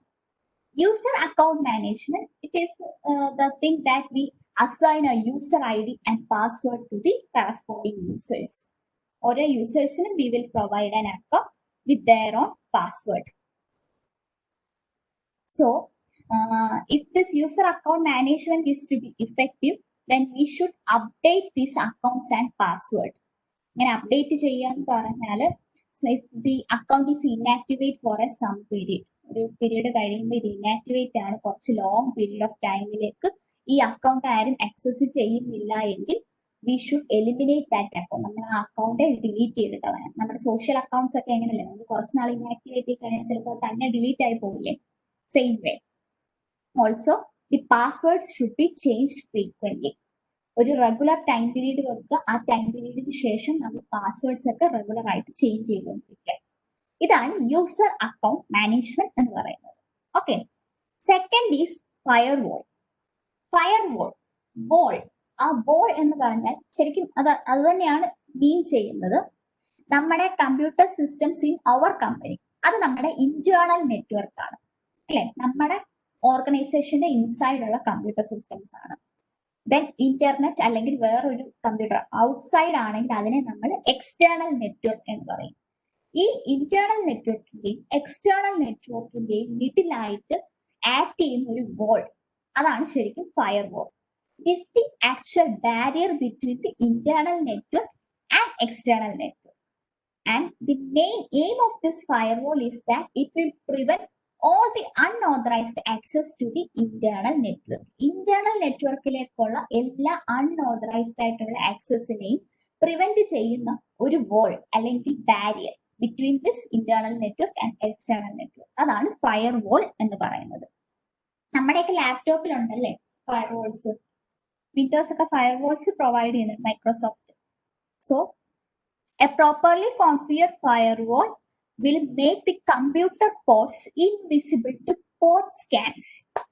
That means that usually ഒരു കമ്പ്യൂട്ടർ സിസ്റ്റവുമായിട്ട് കമ്മ്യൂണിക്കേഷൻ നടക്കുന്നത് പോർട്ട് വഴിയാണ്. പോർട്ട് എന്ന് പറഞ്ഞാൽ നമുക്ക് ആക്ച്വലി പറയാം it is a place in the computer where this communication passes. Information വെളിയിലോട്ട് പോകുന്നതും അകത്തോട്ട് പോകുന്നതും ഈ പോർട്സ് വഴിയാണ്. ഈവൻ നമ്മൾ ഈ ഇമെയിൽ ഒക്കെ ആക്സസ് ചെയ്യുന്നത് അതെല്ലാം പോർട്ട് വഴിയാണ്. ഈ കമ്മ്യൂണിക്കേഷൻ എല്ലാം നടക്കുന്നത് പോർട്ട് വഴിയാണ്. സോ യൂഷ്വലി കമ്പ്യൂട്ടർ സിസ്റ്റത്തിന്റെ പോർട്സ് ഒക്കെ ക്ലോസ്ഡ് ആയിരിക്കും. ഒരു സെക്യൂർ സിസ്റ്റം ആണെങ്കിൽ അതിന്റെ പോർട്സ് ഒക്കെ ക്ലോസ്ഡ് ആയിരിക്കും. ഒരു separate authorization process, authentication process ഒക്കെ കഴിഞ്ഞിട്ട് മാത്രമേ ഒരു കമ്മ്യൂണിക്കേഷൻ നമുക്ക് എസ്റ്റാബ്ലിഷ് ചെയ്യാൻ പറ്റത്തുള്ളൂ. But there will be some ports that are vulnerable, അതായത് ഓപ്പൺ ആയിട്ടുള്ള കുറച്ച് പോർട്സ് കാണും. ആ പോർട്സിനെ സ്കാൻ ചെയ്യുന്ന അത് കണ്ടുപിടിച്ചാണ് യൂഷ്വലി അറ്റാക്കേഴ്സ് നമ്മുടെ കമ്പ്യൂട്ടേഴ്സ് ആക്സസ് ചെയ്യുന്നത്. സോ ഒരു പ്രോപ്പർലി കോൺഫിഗർഡ് ഫയർവാൾ ആണെങ്കിൽ it will make these open ports invisible. ഈ പോർട്ട് സ്കാനേഴ്സ് പിന്നെ വരുന്നുണ്ട്. അങ്ങനെ ആ സ്കാനേഴ്സ് വെച്ച് സ്കാൻ ചെയ്തിട്ടാണ് നമ്മൾ ഈ ഓപ്പൺ പോർട്സ് കണ്ടുപിടിക്കുന്നത്. സോ അങ്ങനെ സ്കാൻ ചെയ്യുമ്പോൾ ഈ പർട്ടിക്കുലർ ഓപ്പൺ ആയിട്ടുള്ള പോർട്സിനേക്ക് ഇൻവിസിബിൾ ആക്കും ആ firewall. Also, firewall can prevent backdoor applications. Backdoor applications എന്ന് പറഞ്ഞാൽ യൂഷ്വലി നമ്മുടെ ഒരു പ്രോഗ്രാമിലേക്കോ അല്ലെങ്കിൽ എൻ്റെ കമ്പ്യൂട്ടർ സിസ്റ്റത്തിലേക്കോ ആക്സസ് ഗെയിൻ ചെയ്യണമെങ്കിൽ there will be a normal authentication process. അതായത് യൂസർ ഐ ഡി പാസ്വേഡ്സ് ഒക്കെ യൂസ് ചെയ്ത് കുറച്ച് സ്റ്റെപ്പ് ബൈ സ്റ്റെപ്പ് പ്രൊസീജിയേഴ്സ് ഒക്കെ കഴിഞ്ഞിട്ടാണ് എന്തിലേക്ക് ഒരു ആക്സസ് പ്രൊവൈഡ് ചെയ്യുന്നത്. സോ ഇങ്ങനെ ഒരു നോർമൽ ഒതന്റിക്കേഷൻ പ്രോസസ്സിനെ ബൈപ്പാസ് ചെയ്തിട്ട് ഈ ഒതന്റിക്കേഷൻ പ്രോസസ് ഒന്നും ഇല്ലാതെ ഡയറക്റ്റ് ആയിട്ട് ആക്സസ് ഗെയിൻ ചെയ്യും. ഇത് ഇല്ലീഗലാണ്. സോ അങ്ങനെ ഗെയിൻ ചെയ്യുന്ന ആപ്ലിക്കേഷൻസിനെയാണ് നമ്മൾ പറയുന്നത് ബാക്ക് ഡോർ ആപ്ലിക്കേഷൻസ് എന്ന് പറയുന്നത്. സോ ഒരു പ്രോപ്പർ ഫയർവാൾ ആണെങ്കിൽ ഈ ബാക്ക് ഡോർ ആപ്ലിക്കേഷൻസിനെയൊക്കെ പ്രിവെന്റ് ചെയ്യും. Also there will be some firewalls that prevent the Trojan horses. Trojan horses ഞാൻ ഇന്നലെ പറഞ്ഞായിരുന്നു ജസ്റ്റ് ഒന്ന്. സോ ഇതാണ് firewall. Firewall can either be in the form of a software that is directly installed on a computer. So either അതൊരു software ആവാം, നമ്മുടെ computer സിസ്റ്റത്തിൽ install ചെയ്തിരിക്കും. നമ്മുടെ ലാപ്ടോപ്സിലൊക്കെ അങ്ങനെയാണ്. It will be the software that is installed, or it can be a piece of hardware that is installed in the company. Companies ഒക്കെ usually ഒരു പീസ് ഓഫ് ഹാർഡ്വെയർ ആണ് സെപ്പറേറ്റ് പ്രോപ്പർലി കോൺഫിഗേർഡ് ഫയർവാൾസ്. അതാണ് നമ്മൾ computer സിസ്റ്റത്തിലും outside നെറ്റ്വർക്സിന്റെ ഇടയിൽ place ചെയ്ത് നമ്മുടെ സിസ്റ്റത്തിനെ protect ചെയ്യുന്നത്. So firewall either can be a software or hardware. Then antivirus software. That's a term that we usually hear. അല്ലെ, ആന്റിവൈറസ് സോഫ്റ്റ്വെയർ നമ്മുടെ ലാപ്ടോപ്സിലൊക്കെ നമ്മൾ യൂസ് ചെയ്യാറുണ്ട് അല്ലെ, പല പല ആന്റിവൈറസ് സോഫ്റ്റ്വെയർസ്. ഈവൻ മൊബൈൽസിൽ നമ്മൾ യൂസ് ചെയ്യാറുണ്ട്. So it is the best defence against viruses, worms, Trojan horses. ഇതിന്റെയൊക്കെ ബെസ്റ്റ് ഡിഫൻസ് ഏതാണ്? ആന്റിവൈറസ് സോഫ്റ്റ്വെയർ തന്നെയാണ്. So this antivirus software have capacity to recognize and deactivate viruses before they can do any damage. ഒരു virus run ആയി കഴിഞ്ഞ് അത് activate ആയാൽ there can be some annoying effects or it can be as harmful as causing damage to the entire computer system. So അങ്ങനെ അത് activate ആവുന്നതിന് മുമ്പ് ആ സോഫ്റ്റ്വെയർ വൈറസിനെ ഡിറ്റക്ട് ചെയ്ത് അതിനെ ഡീആക്ടിവേറ്റ് ചെയ്യുന്നതിനാണ് നമ്മൾ ആന്റിവൈറസ് സോഫ്റ്റ്വെയർസ് യൂസ് ചെയ്യുന്നത്. But this antivirus softwares must be kept up to date. Usually നമ്മൾ ആന്റിവൈറസ് സോഫ്റ്റ്വെയർസ് ലാപ്ടോപ്സിൽ യൂസ് ചെയ്തിട്ടുള്ളവർക്ക് അറിയാം, ഒരു കുറച്ച് പീരീഡ് കഴിയുമ്പോൾ അത് യൂഷ്വലി അപ്ഡേറ്റ് കാണിച്ചുകൊണ്ടിരിക്കും. അത് ആക്ച്വലി എന്തിനാണെന്ന് വെച്ചാൽ this viruses are changing constantly. പുതിയ വൈറസ് ആണ് ഡേ ബൈ ഡേ അറ്റാക്കേഴ്സ് ഉണ്ടാക്കിക്കൊണ്ടിരിക്കുന്നത്. സോ അതിനെയൊക്കെ മിറ്റിഗേറ്റ് ചെയ്ത് കൺട്രോൾ ചെയ്യണമെങ്കിൽ ആന്റിവൈറസ് സോഫ്റ്റ്വെയർസും കമ്പനീസ് അതുപോലെ പ്രൊഡ്യൂസ് ചെയ്യുന്നുണ്ട്. സോ അതുകൊണ്ടാണ് ഈ അപ് ടു ഡേറ്റ് ആയിട്ട് ആന്റിവൈറസ് സോഫ്റ്റ്വെയർസ് നമ്മൾ അപ്ഡേറ്റ് ചെയ്യണം എന്ന് പറയുന്നത്. Okay, programs that specifically defined against Trojan horses are also available. Trojan horses-നെ മാത്രമായിട്ട് സ്പെസിഫിക്കലായിട്ട് ഡിഫെൻഡ് ചെയ്യുന്ന സോഫ്റ്റ്വെയർസും അവൈലബിൾ ആണ്. Then comes the encryption. Encryption എന്ന് പറഞ്ഞാൽ it is the best protection against this electronic eavesdropping. അതായത് നമ്മൾ രണ്ട് കമ്മ്യൂണിക്കേറ്റിംഗ് പാർട്ടീസ് തമ്മിൽ സെൻഡ് ചെയ്യുന്ന ഇൻഫർമേഷനെ കോൺഫിഡൻഷ്യൽ ആയിട്ട് തന്നെ മെയിൻറ്റെയിൻ ചെയ്യണമെങ്കിൽ we should use encryption. Encryption എന്താണെന്ന് ഞാൻ ഇന്നലെ പറഞ്ഞായിരുന്നു അല്ലേ? We take the data and using a key we convert it into another form so that an attacker or third party cannot understand. വേറൊരു ഫോമിലേക്ക് മാറ്റുക, അതിനെയാണ് എൻക്രിപ്ഷൻ എന്ന് പറയുന്നത്. So if a third party or an unauthorized person is receiving that piece of information, he may find it gibberish. ഒരു മനസ്സിലാവാത്ത ഒരു piece of information ആയിട്ടായിരിക്കും അവർക്കത് കിട്ടുന്നത്. ആക്ച്വൽ ഫോം എന്താണെന്ന് അവർക്കത് മനസ്സിലാവത്തില്ല. സോ അതാണ് എൻക്രിപ്ഷൻ എന്ന് പറയുന്നത്. എന്താണ്? സപ്പോസ് ABC അതാണ് നമ്മുടെ ഡേറ്റ. അങ്ങനെയാണെങ്കിൽ നമ്മൾ ഒരു കീ, ഇവിടുത്തെ കീ എന്താ? 3 എന്ന് വിചാരിക്കുക. അങ്ങനെയാണെങ്കിൽ we will add this 3 to each alphabet in our message. So A becomes D, B becomes E, and C becomes F. So actually, if a third party is seeing our conversation, they will see only the D, E, F, and he cannot obtain this ABC is the original information. So അങ്ങനെ form മാറ്റുന്നത്, ഇത് ചുമ്മാ ഒരു just ഒരു example ഞാൻ പറഞ്ഞതാണ്. Actual encryption ഇങ്ങനെയൊന്നും അല്ല കേട്ടോ, അത് കുറച്ചുകൂടി സെക്യൂർ ആയിട്ടുള്ള ഇതാണ്, വേറൊരു ഫോമിലേക്ക് മാറ്റുന്നതാണ്. സോ ഇങ്ങനെ ഫോം മാറ്റുന്നതിനെയാണ് നമ്മൾ എന്ത് പറയുന്നത്? എൻക്രിപ്ഷൻ എന്ന് പറയുന്നത്. So at a minimum, a computer system that is connected to an external network or internet should include 4 things: user account management, firewall, antivirus software, and encryption. Okay, clear ആണല്ലോ അല്ലേ?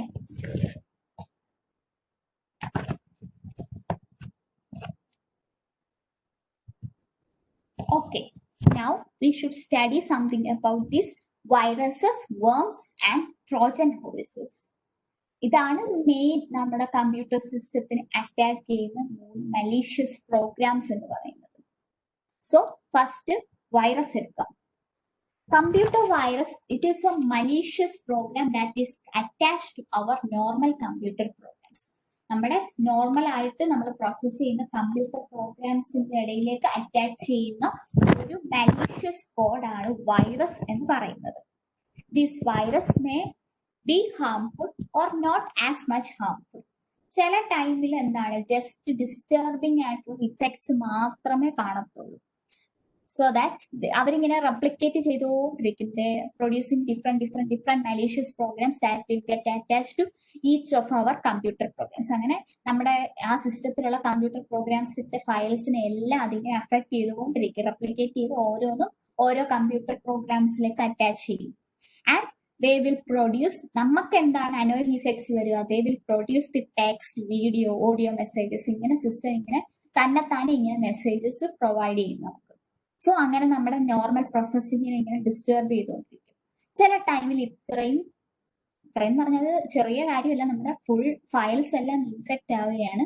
And by creating these text, audio, video messages നമ്മുടെ computer memory ഒക്കെ use ചെയ്തുകൊണ്ടിരിക്കുകയാണ്. So there will be shortage of memory after some time and our system will crash. So ചിലത് ഇങ്ങനെ ചെറിയ annoying effects produce ചെയ്താണ് നമ്മുടെ എൻ്റെ സിസ്റ്റത്തിന് ഡാമേജിലേക്ക് കൊണ്ടെത്തിക്കുന്നത്. But sometimes they will damage our entire system immediately. നമ്മുടെ മൊത്തം സിസ്റ്റത്തിന് ഇമീഡിയറ്റ് ആയിട്ട് അത് സ്റ്റോർ ചെയ്തിരിക്കുന്ന ഡേറ്റ ഫയൽസ്, പ്രോഗ്രാം ഫയൽസ് ഉൾപ്പെടെ ഡാമേജ് ചെയ്യും. So that is computer virus. So ഒരു പ്രോഗ്രാം, ഒരു പീസ് ഓഫ് കോഡാണ്, അതൊരു പ്രോഗ്രാം തന്നെയാണ് വൈറസ്. സോ അങ്ങനെയുള്ള ഒരു ഇതിനെ വൈറസ് എന്ന് കൺസിഡർ ചെയ്യണമെങ്കിൽ that virus must meet 2 criteria. ഒരു 2 ക്രൈറ്റീരിയ ഉണ്ട് പീസ് ഓഫ് കോഡിനെ നമ്മൾ വൈറസ് ആണെന്ന് പറയണമെങ്കിൽ. First is that it must execute itself. അതായത് ഞാൻ പറഞ്ഞു, it is a malicious program that is attached to a normal computer program. So നമ്മുടെ normal computer program run ചെയ്യുമ്പോൾ ഇത് എക്സിക്യൂട്ട് ആവും. അങ്ങനെയാണ് യൂഷ്വലി വൈറസ് ആക്ടിവേറ്റ് ആവുന്നത്. സോ അതെന്താണ്, അത് തന്നെത്താനെ ഒരു നോർമൽ കമ്പ്യൂട്ടർ പ്രോഗ്രാമിന്റെ എക്സിക്യൂഷന്റെ ഇടയിലേക്ക് ചെന്ന് അത് തന്നെത്താനെ എക്സിക്യൂട്ട് ആവുകയാണ്. So it must execute it self. Then second is that it must replicate itself. That is that it will produce different malicious programs. ഇതുപോലെ കോഡ് റെപ്ലിക്കേറ്റ് ചെയ്തുകൊണ്ടിരിക്കും, കോപ്പി ചെയ്ത് നമ്മുടെ സിസ്റ്റത്തിലുള്ള നോർമൽ കമ്പ്യൂട്ടർ പ്രോഗ്രാംസിലേക്കെല്ലാം ഇത് അറ്റാച്ച് ചെയ്യും. സോ അങ്ങനെ ഇത് താനെ replicate ചെയ്യും. So ഇങ്ങനെ 2 പ്രോപ്പർട്ടീസ് ഉള്ള അല്ലെങ്കിൽ ക്രൈറ്റീരിയ മീറ്റ് ചെയ്യുന്ന പ്രോഗ്രാം കോഡിനെയാണ് നമ്മൾ വൈറസ് എന്ന് പറയുന്നത്. Usually how A virus get in your computer system. നമ്മുടെയൊക്കെ കമ്പ്യൂട്ടർ സിസ്റ്റത്തിൽ യൂഷ്വലി വൈറസ് എങ്ങനെയാണ്, നമ്മൾ എവിടെയെങ്കിലും ഒക്കെ കൊണ്ട് പെൻഡ്രൈവ്സ് ഒക്കെ കുത്തിയിട്ട് നമ്മുടെ സിസ്റ്റത്തിൽ കൊണ്ടത് വെക്കും. അങ്ങനെയാകുമ്പോൾ ഇത് കയറും. അല്ലെങ്കിൽ എന്താണ്, ഇന്റർനെറ്റിൽ നിന്ന് നമ്മൾ ഡൗൺലോഡ് ചെയ്യുന്ന ഫയൽസിനകത്ത് അല്ലെങ്കിൽ ഇമെയിൽ അറ്റാച്ച്മെന്റ് ആയിട്ട്. അങ്ങനെയാണ് യൂഷ്വലി കമ്പ്യൂട്ടർ സിസ്റ്റത്തിലൊക്കെ വൈറസ് എൻറ്റർ ചെയ്യുന്നത്. നെക്സ്റ്റ് വേം. വേംസ് എന്ന് പറഞ്ഞാൽ it is actually A sub class of the virus. വൈറസിന്റെ ഒരു സബ് ക്ലാസ് ആയിട്ട് വരും. But here the same this will B contain the malicious code. But the difference between a worm and virus is that worm does not have a host file.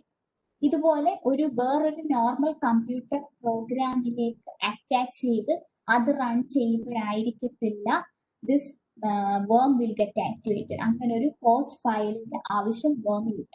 വൈറസിന്റെ കേസിൽ അങ്ങനെ ഒരു host ഫയലിൽ attach ചെയ്ത് അത് execute ചെയ്യുന്ന ടൈമിലാണ് virus activate ചെയ്യുന്നത്. ബട്ട് വേമിന്റെ കേസിൽ ഇങ്ങനെ ഒരു ഇൻഫെക്റ്റ് ഹോസ്റ്റ് ഫയലിന്റെ ആവശ്യമില്ല. അതിങ്ങനെ ഇൻഡിപെൻഡന്റ് ആയിട്ട് റെപ്ലിക്കേറ്റ് ചെയ്തുകൊണ്ടിരിക്കും. യൂഷ്വലി നമ്മുടെ word files, Microsoft word files, Excel documents അങ്ങനെയുള്ളതിൽ അതൊക്കെയാണ് ശരിക്കും വേംസ് ആയിട്ട് വരുന്നത്.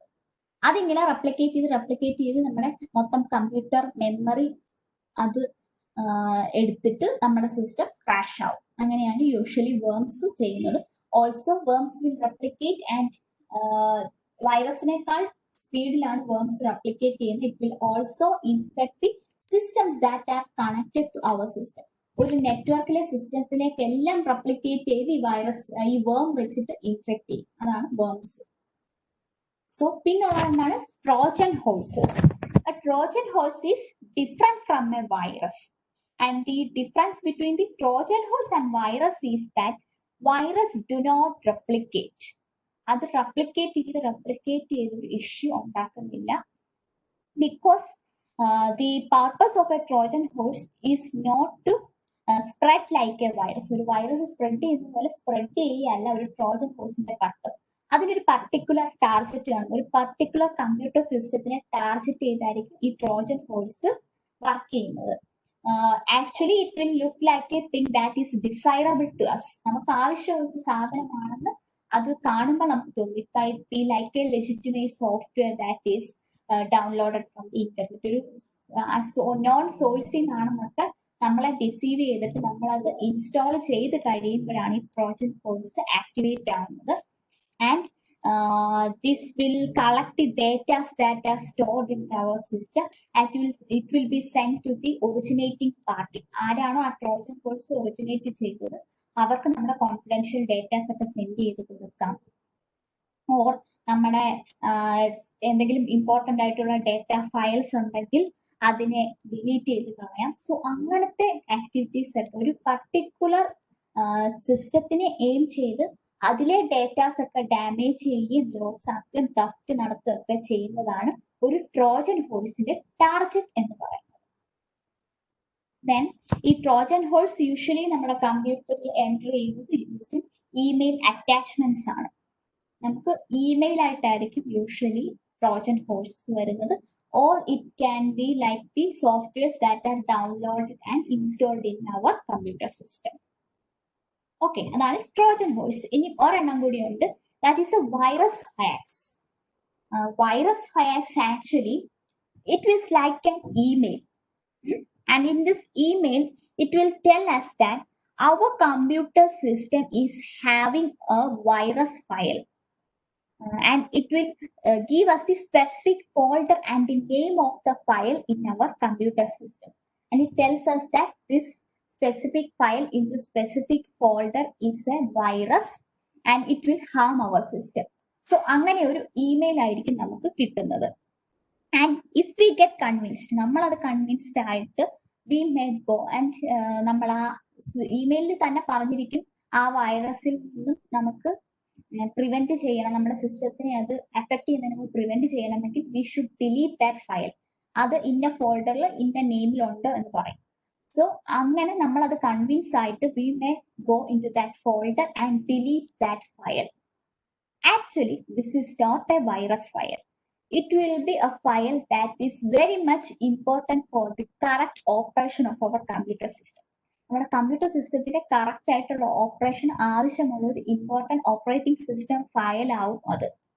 അതൊരു വൈറസ് ഫയൽ ആവില്ല. സോ ഇങ്ങനെ ഒരു ഇമെയിൽ കിട്ടി കൺവിൻസ്ഡ് ആയിട്ട് നമ്മൾ ചെന്ന് എന്ത് ചെയ്യും, ആ ഫയൽ ഡിലീറ്റ് ചെയ്യും. Then our system will start to malfunction. ആ ഒരു ഫയൽ ഇല്ലാതെ കറക്റ്റ് ആയിട്ട് നമ്മുടെ സിസ്റ്റം ഓപ്പറേറ്റ് ചെയ്യില്ല. സോ ആ ഇത് നമ്മൾ ഡിലീറ്റ് ചെയ്യുന്ന തൊട്ട് ആ കമ്പ്യൂട്ടർ മാൽ ഫങ്ഷൻ ചെയ്യാൻ തുടങ്ങും. സോ ഇതിനെയാണ് നമ്മൾ വൈറസ് ഹാക്സ് എന്ന് പറയുന്നത്. Okay,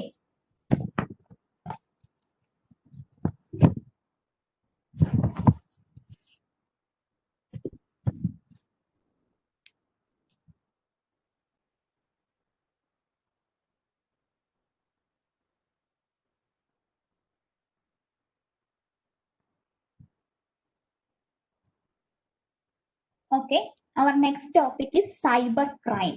Cyber crime, it's a word that we usually hear in the see in the newspapers. The newspapers സ്ഥിരം ഇപ്പൊ കാണുന്നതാണ് cyber crime.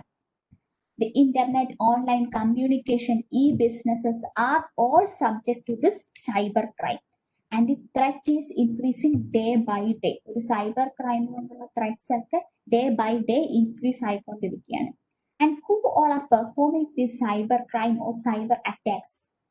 They may be criminals, international adversaries, terrorists, അങ്ങനെ ആരെങ്കിലും ഒക്കെ ആകാം. ഇപ്പം ഇന്റർനാഷണൽ അഡ്വേഴ്സറീസ് ആണെങ്കിൽ അവരുടെ എയിം എന്താണ്?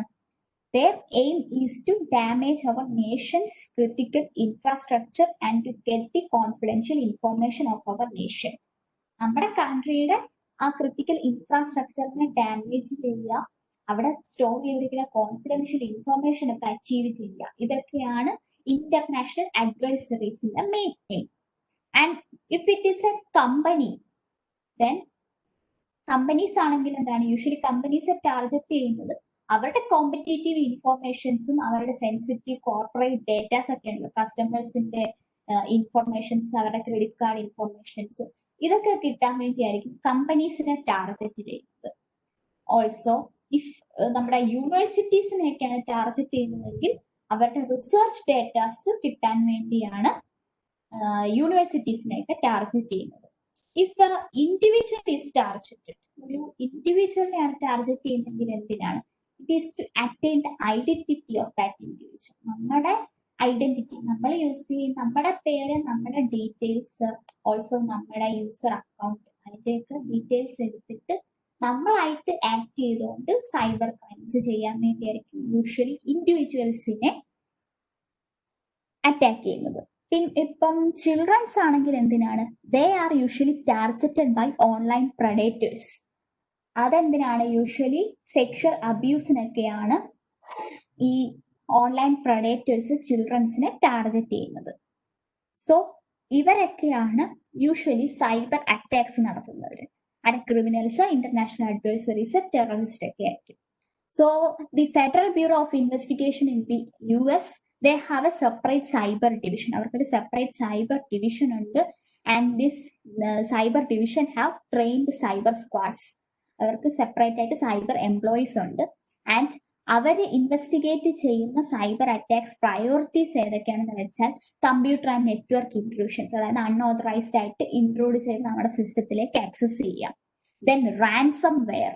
റാൻസം വെയർ നിങ്ങൾ കേട്ടിട്ടുണ്ടാവും, ഒരു some years back it was very much popular. WannaCry കേട്ടിട്ടുണ്ടായിരിക്കും. Actually, it will infect our computer system, and they say that all the confidential informations are with them, and if we want to get it back, we should pay this much amount of money. അങ്ങനെ ഒരു മണി ask ചെയ്യുന്ന such അറ്റാക്സിനെയാണ് നമ്മൾ എന്ത് പറയുന്നത്, ransom wear എന്ന് പറയുന്നത്. Then identity theft. ഞാൻ പറഞ്ഞില്ല, ഇൻഡിവിജ്വൽസിന്റെ ഐഡന്റിറ്റിയെ സ്റ്റോൾ ചെയ്തെടുക്കുന്നതാണ് ഐഡന്റിറ്റി തെഫ്റ്റ് എന്ന് പറയുന്നത്. പിന്നെ online predators, they usually aim children for the sexual abuse. അതൊക്കെയാണ് നമ്മുടെ US ഫെഡറൽ ബ്യൂറോ ഓഫ് ഇൻവെസ്റ്റിഗേഷന്റെ സ്പെഷ്യൽ സൈബർ സ്ക്വാഡിന്റെ അവർ യൂഷ്വലി ഇൻവെസ്റ്റിഗേറ്റ് ചെയ്യുന്നത് ഈ ടൈപ്പ് ഓഫ് സൈബർ അറ്റാക്സ് ആണ്. So some specific computer crimes നമുക്ക് പറയുകയാണെങ്കിൽ they may be copyright infringement, denial of service attacks, intrusion and theft, phishing, malware, fake warning pop-up boxes, etc. ഇതൊക്കെയാണ് some specific computer crimes. ഇനി ഓരോന്നും detail ആയിട്ട് എന്താണെന്ന് ആദ്യം നോക്കാം. First, copyright infringement. Copyright usually നമ്മൾ ബുക്ക്, നമ്മുടെ സ്പെഷ്യൽ ആർട്ടിക്കിൾസ്, ജേർണൽ പേപ്പേഴ്സ്, ഇതിലൊക്കെ നമ്മൾ യൂഷ്വലി ഹിയർ ചെയ്യുന്ന ഒരു വേർഡ് ആണ് copyright. It is the thing that gives the entire authority to the owner of that particular property. ഒരു ബുക്ക് എടുക്കുകയാണെങ്കിൽ അതിന്റെ എല്ലാ കാര്യങ്ങളും, അതിന്റെ കോപ്പി ചെയ്യാനാണെങ്കിലും അത് വേറെ പബ്ലിഷ് ചെയ്യാനാണെങ്കിലും എല്ലാത്തിന്റെയും കോപ്പി റൈറ്റ് ആ പർട്ടിക്കുലർ ബുക്കിന്റെ ഓതറിന് നൽകുന്ന ആ ഒരു ഇതിനെയാണ് നമ്മൾ പറയുന്നത് കോപ്പി റൈറ്റ് എന്ന് പറയുന്നത്. സോ ഇപ്പം ബുക്ക് അതുപോലുള്ള പേപ്പേഴ്സ് അങ്ങനെയൊക്കെ ആണെങ്കിൽ it is there will be laws, international national laws ഉണ്ട് കോപ്പി റൈറ്റ് പ്രൊട്ടക്ട് ചെയ്യാൻ വേണ്ടി. വേറെ ആരും അത് ഇല്ലീഗലായിട്ട് കോപ്പി ചെയ്യാതിരിക്കാൻ വേണ്ടി പ്രൊട്ടക്ട് ചെയ്യാൻ വേണ്ടി ലോസ് ഉണ്ട്. But in case of the computer systems, അതായത് നമ്മുടെ സിസ്റ്റം ഈ ഇന്റർനെറ്റിലൊക്കെ ഓരോ വെബ്സൈറ്റിലുള്ള കണ്ടന്റ്സിനും ഇതേ പ്രോബ്ലം വരാം. We may copy the contents of a particular website and we may make some small modifications in it, or sometimes we may not change it and upload it as itself. അങ്ങനെ ചിലപ്പോൾ നമ്മൾ വേറൊരു സൈറ്റിലേക്ക് നമ്മൾ ഒരിടത്തും copy ചെയ്ത് നമുക്കത് upload ചെയ്യാം. So അങ്ങനെയൊക്കെയുള്ള ഇഷ്യൂസ് വരാം. അതിനെയാണ് നമ്മൾ എന്ത് പറയുന്നത്, കോപ്പി റൈറ്റ് ഇൻഫ്രിഞ്ച്മെന്റ് എന്ന് പറയുന്നത്. Then second is deny of service attacks.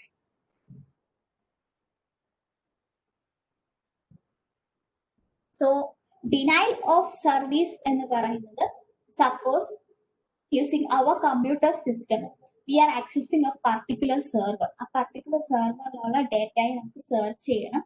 So we are accessing that server, but attackers ഉണ്ട്, they are repeatedly sending requests to this server so that this server cannot give the service to us. നമുക്ക് service ചെയ്യാനുള്ള time തരാതെ repeated ആയിട്ട് attackers വെബ്സൈറ്റിനെ access അല്ലെങ്കിൽ ആ സെർവറിനെ access ചെയ്തുകൊണ്ടിരിക്കുകയാണ്. So നമ്മുടെ legitimate use അത് സെർവ് ചെയ്യാൻ പറ്റുന്നില്ല ആ സെർവർ, അങ്ങനെ അതിനെ ഡിനൈ ചെയ്യും നമ്മുടെ ആക്സസിനെ. സോ അങ്ങനെയുള്ളതിനെയാണ് എന്ത് പറയുന്നത്, ഡിനൈ ഓഫ് സർവീസ് അറ്റാക്സ്. നമ്മൾ ആ സെർവറിൽ എന്തെങ്കിലും ഒരു പർട്ടിക്കുലർ ഇത് search ചെയ്യുമായിരിക്കും, but these attackers will be repeatedly accessing that server. So that server will not answer our access. അതാണ് ഡിനൈ ഓഫ് സർവീസ് അറ്റാക്സ് എന്ന് പറയുന്നത്. Then intrusion and theft. Intrusion and theft are of our personal information. നമ്മുടെ personal ഇൻഫർമേഷനെ store ചെയ്തെടുക്കുന്നതാണ് ഈ intrusion and theft എന്ന് പറയുന്നത്. അത് email ആവാം, നമ്മുടെ സോഷ്യൽ മീഡിയ അക്കൗണ്ട്സ് ആവാം, അതിന്റെയൊക്കെ ലോഗിൻസ് എല്ലാം ആക്സസ് ചെയ്തെടുക്കുന്നതാണ് ദിസ് ഇൻട്രൂഷൻ ആൻഡ് തെഫ്റ്റ് എന്ന് പറയുന്നത്. Then comes phishing. ഫിഷിംഗ് എന്ന് പറഞ്ഞാൽ ഇതിപ്പം യൂഷ്വലി ഉള്ളതാണ്, ഒരു സ്കാം ആണ്. നമ്മുടെ ഇമെയിലിൽ ഒരു സ്പാം മെയിൽ കിട്ടും. It will deceive us by telling that they are from this bank. ഒരു ബാങ്കിന്റെ ഇമെയിൽ ആയിട്ട് നമ്മളെ ഡിസീവ് ചെയ്യും. and there will be link in it, and if we click on that link, we will go to a page where they may ask our personal information, our personal information, credit card information, account numbers. ഇതൊക്കെ ചോദിച്ചുകൊണ്ട് അവര് ഒരു ശരിക്കും നമ്മളെ deceive ചെയ്യാണ്, ഒരു ബാങ്കിൽ നിന്നാണെന്ന് പറഞ്ഞ് നമ്മളെ ഡിസീവ് ചെയ്തിട്ട് നമ്മുടെ ഇൻഫർമേഷൻസ് ഒക്കെ ആക്സസ് ചെയ്ത് അറ്റാക്സ് നടത്തുന്നതാണ് ദിസ് ഫിഷിംഗ് എന്ന് പറയുന്നത്. ഓക്കെ, പിന്നുള്ളത് malwares. Malwares are softwares that malfunction that causes malfunction of our computer system when it is installed in our computer. നമ്മുടെ കമ്പ്യൂട്ടറിൽ ഇൻസ്റ്റാൾ ചെയ്ത് കഴിയുമ്പോൾ നമ്മുടെ സിസ്റ്റം മാൽഫങ്ഷൻ ചെയ്യാൻ തുടങ്ങും. ചിലപ്പം ഒരു ഹാക്കറാണ് ഈ മാൽവെയർസ് വിടുന്നതെങ്കിൽ he may attain some information from our computer system and actually we will not be noticed when this malware is installed in our computer system. നമുക്ക് എവിടുന്നെങ്കിലും ഒക്കെ റിസീവ് ചെയ്യുന്നതായിരിക്കും, ആക്ച്വലി അത് നമ്മുടെ സിസ്റ്റത്തിൽ ഇൻസ്റ്റാൾ ആയി എന്ന് നമ്മൾ അറിയുന്നില്ല. സോ ഒരു ഫോർ എക്സാമ്പിൾ ആണ് കീ ലോഗർ എന്ന് പറഞ്ഞൊരു മാൽവെയർ ഉണ്ട്. ആക്ച്വലി നമ്മൾ ആ കീ ലോഗർ മാൽവെയർ നമ്മുടെ സിസ്റ്റത്തിൽ ഇൻസ്റ്റാൾ ആയി കഴിയുമ്പം it will record every key stroke. നമ്മൾ ടൈപ്പ് ചെയ്യുമ്പോൾ ഓരോ കീ സ്ട്രോക്കും അത് റെക്കോർഡ് ചെയ്യും. So there will be a particular frequency when we type a, but the frequency for the key S it will be different. അതായത് ഓരോ കീക്കും particular ആയിട്ട് ഫ്രീക്വൻസി കാണും. സോ ആ ഫ്രീക്വൻസി ആണ് റെക്കോർഡ് ചെയ്യുന്നത് and it will be send to a hacker and using this frequency they can get the information that what we are type. Usually നമ്മുടെ passwords, credit card informations ഒക്കെ obtain ചെയ്യാൻ വേണ്ടിയുള്ളതാണ് ഈ key logger എന്ന് പറയുന്നത്. പിന്നെ zombie എന്നുള്ള ഒരു മാൽവെയർ ഉണ്ട്. Zombie it is installed in our computer, the hacker will get full control over computer system. പിന്നെ ആ നമ്മുടെ ഫുൾ കമ്പ്യൂട്ടർ സിസ്റ്റം കൺട്രോൾ ചെയ്യുന്നത് മുഴുവൻ ആ ഹാക്കർ ആയിരിക്കും. അതാണ് സോംബി എന്ന് പറയുന്നത്. Then fake warning popup boxes. Fake warning popup boxes ഒക്കെ നമ്മൾ യൂഷ്വലി കണ്ടിട്ടുണ്ടാവും. നിങ്ങൾ ഏതെങ്കിലും ഒക്കെ സൈറ്റിൽ കയറി സെർച്ച് ചെയ്യുമ്പോൾ it will be shown that your system is having virus attack. ഒരു വൈറസ് ഇൻഫെക്റ്റ് ആയി ആൻഡ് അതൊരു ഹൈലി ഇതായിട്ടുള്ള ഡിസ്ട്രക്റ്റീവ് ആയിട്ടുള്ള വൈറസ് ആണെന്നും പറഞ്ഞൊരു വാർണിംഗ് ബോക്സ് വരും ചില സൈറ്റിലൊക്കെ. സോ അതിൽ തന്നെ they will provide a toll free number and they will say that it is this particular company, Microsoft, Apple. ഇതിന്റെ ടോൾ ഫ്രീ നമ്പർ ആണ്. അതിലേക്ക് കോൾ ചെയ്താൽ ഇതിനെ ഡീആക്ടിവേറ്റ് ചെയ്യാൻ പറ്റും എന്ന് പറയും. സോ അങ്ങനെ ഫേക്ക് വാർണിംഗ് പോപ്പപ്പ് ബോക്സ് വരും and if we get deceived by this warning boxes we may call that number and they will guide us to go to your website and install a tool. ഒരു tool install ചെയ്യാൻ അവർ പറയും. And if this tool is installed, they will test our computer system and say that this virus is affecting our computer system. And in order to deactivate this virus, they will ask for some money. അവരുടെ ഒരു fees ആയിട്ട് കുറച്ച് മണി അവർ ആവശ്യപ്പെടും ഈ വൈറസിനെ deactivate ചെയ്യാൻ. And this usually നമ്മളൊരു website എങ്ങനെയാണ് എടുക്കുന്നത്, ഡൊമൈൻ ഹോസ്റ്റിംഗ് കമ്പനീസ് ഉണ്ട്. അവരാണ് നമുക്ക് ഈ പർട്ടിക്കുലർ വെബ്സൈറ്റ് ഹോസ്റ്റ് ചെയ്ത് ആ ഡൊമൈൻ നെയിം പ്രൊവൈഡ് ചെയ്യുന്നത്, ആ വെബ്സൈറ്റിന്റെ URL പ്രൊവൈഡ് ചെയ്യുന്നത് ഈ domain hosting companies are, and they will find that this is a fraud website and they will remove it. And നമുക്ക് ഇങ്ങനൊരു ഡിസീവ്മെന്റ് പറ്റിക്കഴിഞ്ഞാൽ then we have no way to complain for compensation. അവർ already അത് remove ചെയ്ത് കഴിഞ്ഞു, then we cannot ask for a compensation. So ഇങ്ങനെയുള്ളതിനെയാണ് fake warning popup boxes എന്ന് പറയുന്നത്. ആക്ച്വലി ഒരു ബോക്സ് വരും, they will say that our system is infected with this virus and ഒരു ടൂൾ ഇൻസ്റ്റാൾ ചെയ്യാൻ പറയും. ആ ടൂൾ ഇൻസ്റ്റാൾ ചെയ്യുമ്പോൾ they will say that in order to deactivate this virus they need a payment of this much rupees. So അങ്ങനെയുള്ളതാണ് ഈ fake warning popup boxes എന്ന് പറയുന്നത്. So ഈ സൈബർ ക്രൈംസ് ക്ലിയർ ആയോ?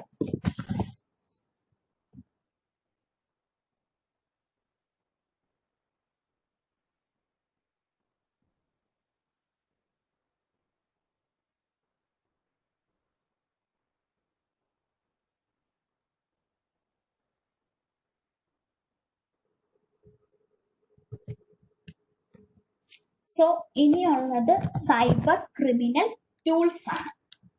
So what are the tools that are used by these attackers to attack the computer system?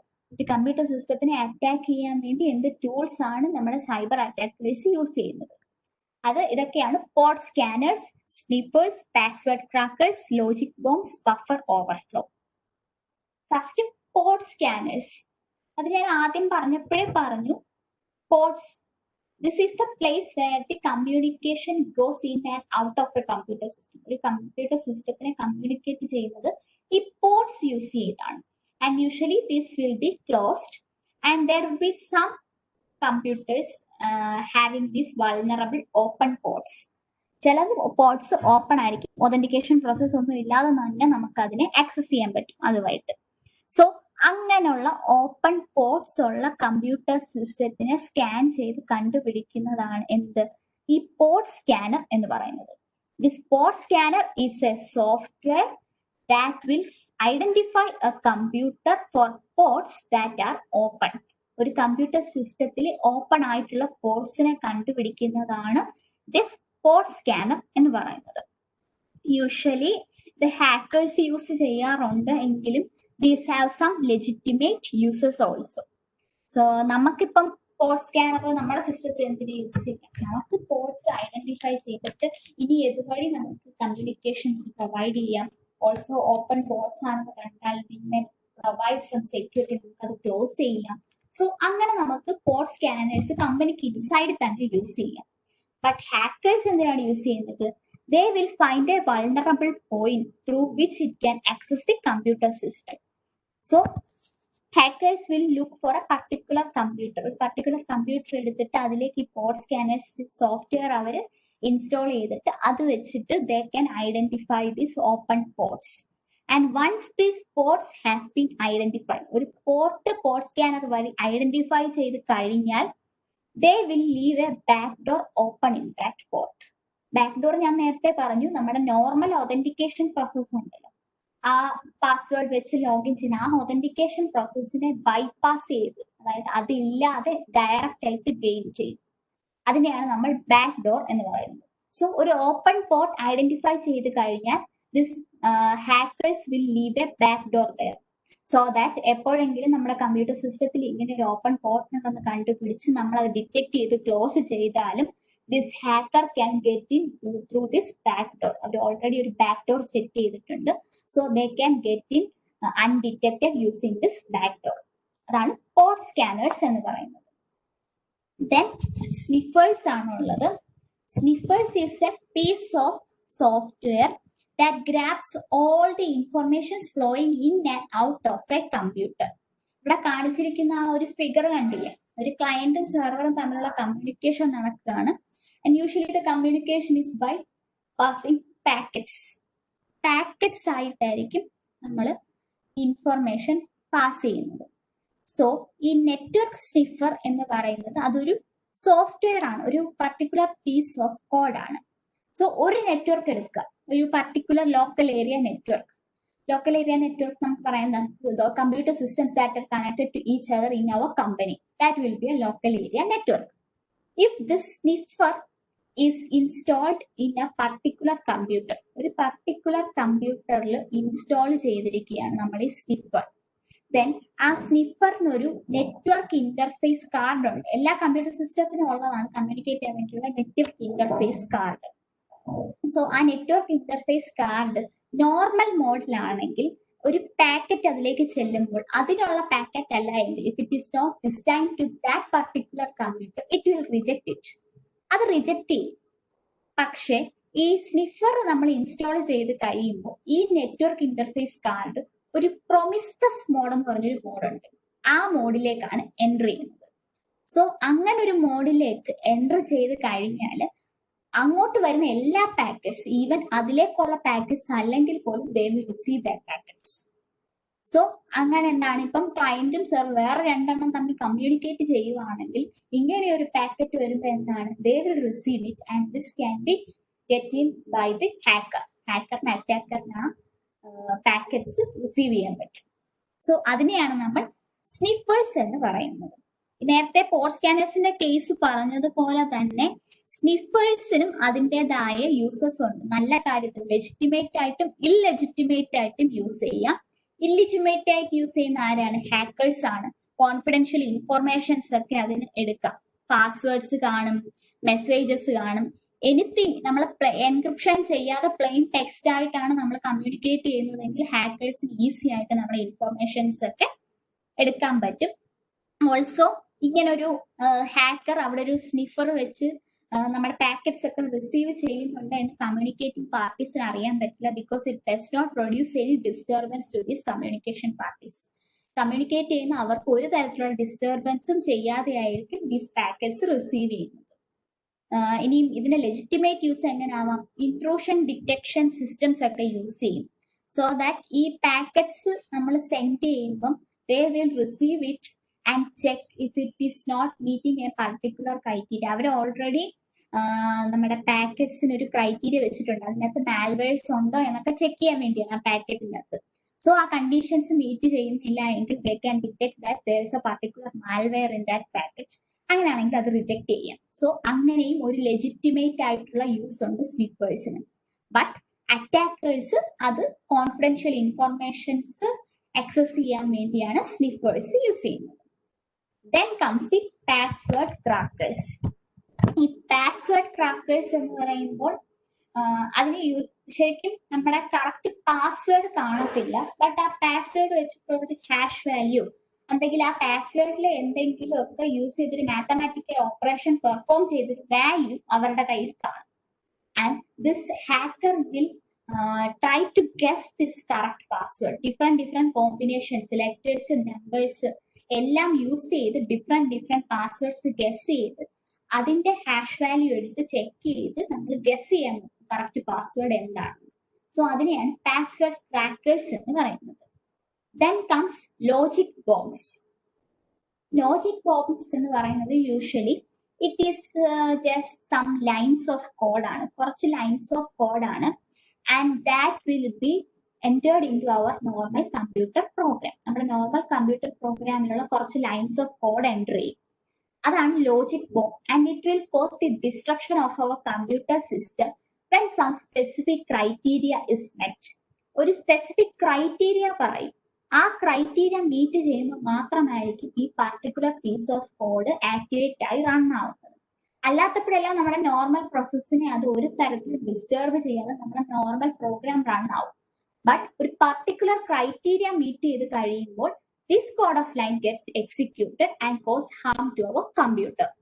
So ഒരു എന്തോ siemens company എന്നൊക്കെയുള്ള ഒരു കമ്പനിയിൽ there was an employee and he wrote up some lines of code, this logic bomb, and entered into the normal computer program of that company. So, and he had specified a criteria that this code should get activated after this time period. ഒരു time period കഴിഞ്ഞ് activate ആവുന്ന രീതിയിൽ ആ code പുള്ളി ആ normal പ്രോഗ്രാമിൽ enter ചെയ്തു. And his aim was that this company needs to hire him again.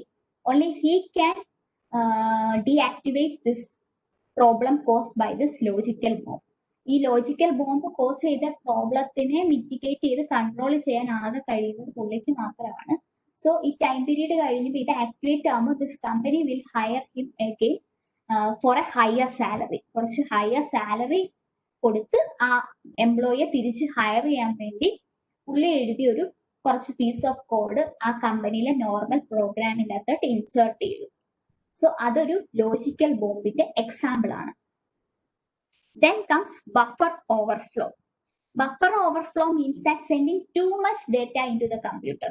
Computer too much data, that may be through the email or any other communication forms. ഇങ്ങനെ too much data enter ചെയ്തു നമ്മുടെ memory storage less ആവും. The computer system will be having low storage and sometimes it will crash. അതിനെയാണ് നമ്മൾ buffer overflow എന്ന് പറയുന്നത്. Okay, ഇതാണ് main ആയിട്ട് സൈബർ ക്രിമിനൽസ് യൂസ് ചെയ്യുന്ന ടൂൾസ്. പിന്നുണ്ട് സോഷ്യൽ എഞ്ചിനീയറിംഗ്. അത് ആക്ച്വലി സൈബർ ടൂൾ എന്ന് പറയാൻ പറ്റില്ല, ബിക്കോസ് നമ്മുടെ ഒരു യൂഷ്വലി ഈ പത്രത്തിലൊക്കെ കാണുന്ന അറ്റാക്ക്, ഈ നമ്മുടെ ബാങ്കിങ് അക്കൗണ്ടിന്റെ ഇൻഫോർമേഷൻസ് ഒക്കെ അറ്റാക്കേഴ്സ് എടുക്കുന്നത് എങ്ങനെയാണ്? യൂഷ്വലി ഒരു ഫോൺ കോൾ ആവാം അല്ലെ? ഒരു ഫോൺ കോൾ നടത്തിയിട്ട് this is the call from this bank and they will ask our account numbers, credit card informations ഒക്കെ. അങ്ങനെ വരുന്ന കോൾസ് ആവാം, അല്ലെങ്കിൽ ചിലപ്പോൾ ഇമെയിൽസ് ആവാം. അതിനെയൊക്കെ നമ്മൾ പറയുന്നത് എന്താണ്? അതൊക്കെ നമ്മുടെ എംപ്ലോയീസിനെ ഡിസീവ് ചെയ്യാം. കമ്പനിയിലെ എംപ്ലോയീസിന് ഇങ്ങനെ കോൾസ് വരാം, എന്നിട്ട് കമ്പനിയുടെ ഇൻഫർമേഷൻസ് ആസ്ക് ചെയ്യാം, അല്ലെങ്കിൽ എന്തെങ്കിലുമൊക്കെ ഫ്രോഡ് ഇമെയിൽസ് വരാം. സോ ഇങ്ങനെയുള്ളതിനെയൊക്കെ നമ്മൾ സോഷ്യൽ എഞ്ചിനീയറിംഗ് എന്ന് പറയും. അതിനകത്ത് പറയും ഏകദേശം ഫിഷിംഗ് ഒക്കെ. Then there is dumpster diving. Social engineering, പിന്നുള്ളത് ഡംസ്റ്റർ ഡൈവിംഗ്. ഡംസ്റ്റർ ഡൈവിംഗ് എന്ന് പറഞ്ഞാൽ it is searching the trash of a computer system. ഒരു കമ്പ്യൂട്ടർ സിസ്റ്റത്തിന്റെ trash, that means recycled bin, അത് സെർച്ച് ചെയ്തിട്ട് അവർക്ക് എന്തെങ്കിലും കോൺഫിഡൻഷ്യൽ ഇൻഫർമേഷൻ ആക്സസ് ചെയ്യാൻ പറ്റുമോ എന്ന് നോക്കുന്നതാണ് ഈ dumpster diving. Usually we may have saved our passwords of different logins in a notepad or something, and after use we may have deleted that notepad and it is not permanently deleted. അങ്ങനെയാണെങ്കിൽ അത് എവിടെ ഉണ്ട്? ട്രാഷിലുണ്ട്. And by searching this trash they may get this confidential information. അതിനെയാണ് എന്താ dumpster diving എന്ന് പറയുന്നത്. പിന്നെ ഒരെണ്ണം കമ്പനീസിന് യൂഷ്വലി ഉള്ളതൊരു പേപ്പർ ക്ലിക്ക് എന്ന് പറഞ്ഞൊരു ഓൺലൈൻ സ്കാം ആണ്. Paper click. Paper click. This paper click എന്ന് പറയുന്നത് നമ്മളെ കമ്പനി അഡ്വർടൈസിങ് അല്ലെ, search എഞ്ചിൻസിലൊക്കെ we usually see when we take sites, there will be advertisement on the left side, right side, അങ്ങനെ പല പല അഡ്വർടൈസ്മെന്റ്സ് കാണും. യൂഷ്വലി ഈ അഡ്വർടൈസ്മെന്റ്സിന് കമ്പനി എങ്ങനെയാണ് ചാർജ് ചെയ്യുന്നത് വെച്ചാൽ, if some person clicks one time on that advertisement, they will be charged a rate. ഒരു particular rate fix ചെയ്തിട്ടുണ്ടായിരിക്കും. ഒരു ക്ലിക്കിന് അത്രയും എമൗണ്ട് ചാർജ് ചെയ്യും കമ്പനിയെ. സോ ഇങ്ങനെയാണ് നമ്മുടെ കമ്പനി അഡ്വർടൈസ് ചെയ്യുമ്പോൾ കമ്പനിക്ക് ഉണ്ടാവുന്ന കോസ്റ്റ്. സോ ഒരു കോമ്പറ്റീറ്റർ കമ്പനീസിന് വേണമെങ്കിൽ ഒരു സോഫ്റ്റ്വെയർ പ്രോഗ്രാം റൈറ്റ് ചെയ്യാം such that it will repeatedly click on this advertisement so that the advertising cost of the company will increase to a high amount. ഒരു large എമൗണ്ടിലേക്ക് അത് increase ചെയ്യും. ഇങ്ങനെ click ചെയ്തുകൊണ്ടിരിക്കും. അങ്ങനെയാണെങ്കിൽ എന്താണ്? റേറ്റ് ഇങ്ങനെ കൂടിക്കൊണ്ടിരിക്കും. ഓൾസോ നമ്മുടെ സെർച്ച് എഞ്ചിൻ ഒരു ഫിക്സഡ് ഡേയിൽ ഇത്ര ക്ലിക്ക് എന്ന് പറഞ്ഞിട്ടുണ്ടായിരിക്കും. സോ അതിനേക്കാൾ എബവ് പോകും, ഇങ്ങനെ റിപ്പീറ്റഡ് ആയിട്ട് ക്ലിക്ക് ചെയ്തുകൊണ്ടിരിക്കും. അതുകൊണ്ട് തന്നെ ആ അഡ്വർടൈസ്മെന്റിന്റെ സെർച്ച് എഞ്ചിൻ ഒന്ന് റിമൂവ് ചെയ്യും. അങ്ങനെ എന്താണ്? നമ്മുടെ ആ ബിസിനസ്സിൽ ലോസ് ആവും, നമുക്ക് ഹൈ അഡ്വർടൈസിങ് കോസ്റ്റ് ആവും. സോ അങ്ങനെയുള്ളതിനെയാണ് എന്ത് പറയുന്നത്? പേപ്പർ ക്ലിക്ക് എന്നുള്ള ഇത് പറയുന്നത്. സോ പിന്നുള്ളത് ഔട്ട്സൈഡേഴ്സ് മാത്രമല്ല നമ്മുടെ സിസ്റ്റത്തിനെ അറ്റാക്ക് ചെയ്യാൻ നമ്മുടെ കമ്പനിയിൽ ഇൻസൈഡിലുള്ള എംപ്ലോയീസിനും പറ്റാം. If this employee is going to leave our company and join our competitive company, he may get this confidential information. They may send through email or take them in pen drives and leave the company. So അങ്ങനെയുള്ള അറ്റാക്സും chance ഉണ്ട്. So ഇത്രയുമാണ് cyber criminal tools എന്ന് പറയുന്നത്.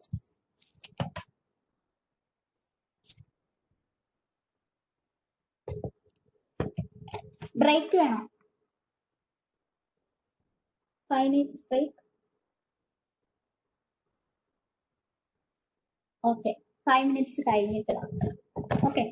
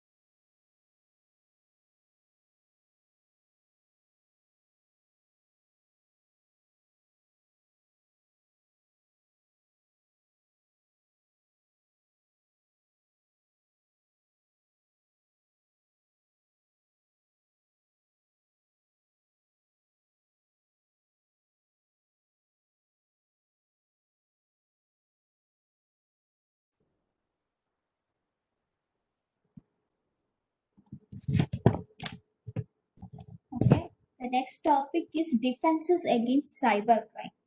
Now we have looked at different cyber attacks, tools used by these cyber attackers, and now we have to look how we can control these cyber attacks. So the best defense against this is a firewall. I have already discussed about everything about this firewall. It is actually a wall or barrier between an internal network and an outside network, and this firewall will prevent all unauthorized access to this internal network. Port scans ഒക്കെ prevent ചെയ്യും, backdoor applications prevent ചെയ്യും, even worms Trojan ഹോഴ്സസിനെ ഒക്കെ prevent ചെയ്യും. It can be a software installed on the computer or it may be a piece of hardware that is connected to a computer. So ഇത്രയാണ് firewalls ഉള്ളത്. Now proxy server. Proxy server is actually like a duplicate server. It will create a gateway between our computer system and the internet. നമ്മുടെ computer സിസ്റ്റത്തിന്റെ ഇന്റർനെറ്റിന്റെ ഇടയ്ക്കുള്ള ഒരു gateway പോലെയാണ് this proxy server. And this proxy server will contain a list. And this list is called as access control list. Access control list എന്ന് പറഞ്ഞാൽ it will have a list of the approved websites. അതായത് authorised ആയിട്ടുള്ള approved വെബ്സൈറ്റ്സിന്റെ ഒരു list ആയിരിക്കും this access control list. This proxy server will maintain such A list and it will limit access only to these sites. If we try to access anything that is not in this access control list, they will block it. So approved authenticated websites മാത്രം access ചെയ്തുകൊണ്ട് ബാക്കിയുള്ളതിനെയൊക്കെ limit ചെയ്യുന്നതാണ് proxy server. A proxy server can be used in a company so that it can deny its employee to access certain particular sites. കമ്പനീസിലൊക്കെ use ചെയ്യാം so that their employee cannot use these sites. Also നമ്മുടെ ഇങ്ങോട്ട് incoming ആയിട്ട് വരുന്ന എന്ത് ഇൻഫോർമേഷനും എന്ത് ആക്സസിനെയും ഇത് reject ചെയ്യും. സോ ശരിക്കും ഒരു ഫയർവാളിനെ പോലെ തന്നെയാണ് ഈ പ്രോക്സി സെർവർ ആക്ട് ചെയ്യുന്നത്. ആൻഡ് ഓൾസോ ദാറ്റ് സെർവേഴ്സ് എന്താണ് usually large amount of information store ചെയ്യും. But this proxy server will store only a limited amount of information. Such a case that if this proxy server fails, then there will be the main storage. So fail ആയി data loss ആവാതിരിക്കാൻ വേണ്ടി they will only allow us to store a limited amount of information in this proxy server, and they will block all the access to unauthorized sites. അതാണ് proxy serverന്റെ use. Then comes anti-sniffers. So anti-sniffers എന്തായിരിക്കും? From the name itself, it's to prevent against the sniffers. So it is a tool that is used to defend against sniffers. Which I have said that if a sniffer software is installed on a computer, the network interface card of that particular computer system will enter into a promiscuous mode. Promiscuous mode. So it will not prevent the receiving of packets that is not destined to that particular computer. എന്ത് packet വന്നാലും അത് receive ചെയ്യും. So this anti-sniffers works like that. It will scan the entire network and find if any network interface card is running in this promiscuous mode. So ഈ network interface card ആ നെറ്റ്വർക്കിലെ ഏതെങ്കിലും computer സിസ്റ്റത്തിലേത് പ്രോമിസ്കസ് മോഡിലാണെന്ന് scan ചെയ്ത് കണ്ടുപിടിക്കുന്നതാണ് this anti സ്നിഫേഴ്സ്. So നമുക്ക് if there is a sniffer in our program that is installed in the computer system in our network, then this anti sniffer can scan the entire network and find the presence of a sniffer program. So അതാണ് anti സ്നിഫേഴ്സ് എന്ന് പറയുന്നത്. പിന്നെ best defence എന്താണ്? Employee education. Usually ഈ fake warning up boxes, fishing, fraudulent calls, emails ഇങ്ങനെയൊക്കെ വരുമ്പം അതിൽ deceive ആയി നമ്മുടെ ഇൻഫോർമേഷൻസ് ഒന്നും പാസ് ചെയ്യാതിരിക്കാൻ വേണ്ടി ദ ബെസ്റ്റ് ഡിഫൻസ് എന്താണ്? educate our employees. അതാണ് ഏറ്റവും ബെസ്റ്റ് ഡിഫൻസ്. സോ ഇത്രയാണ് സൈബർ ക്രൈംസിന് അഗെയിൻസ്റ്റ് ആയിട്ടുള്ള important defences.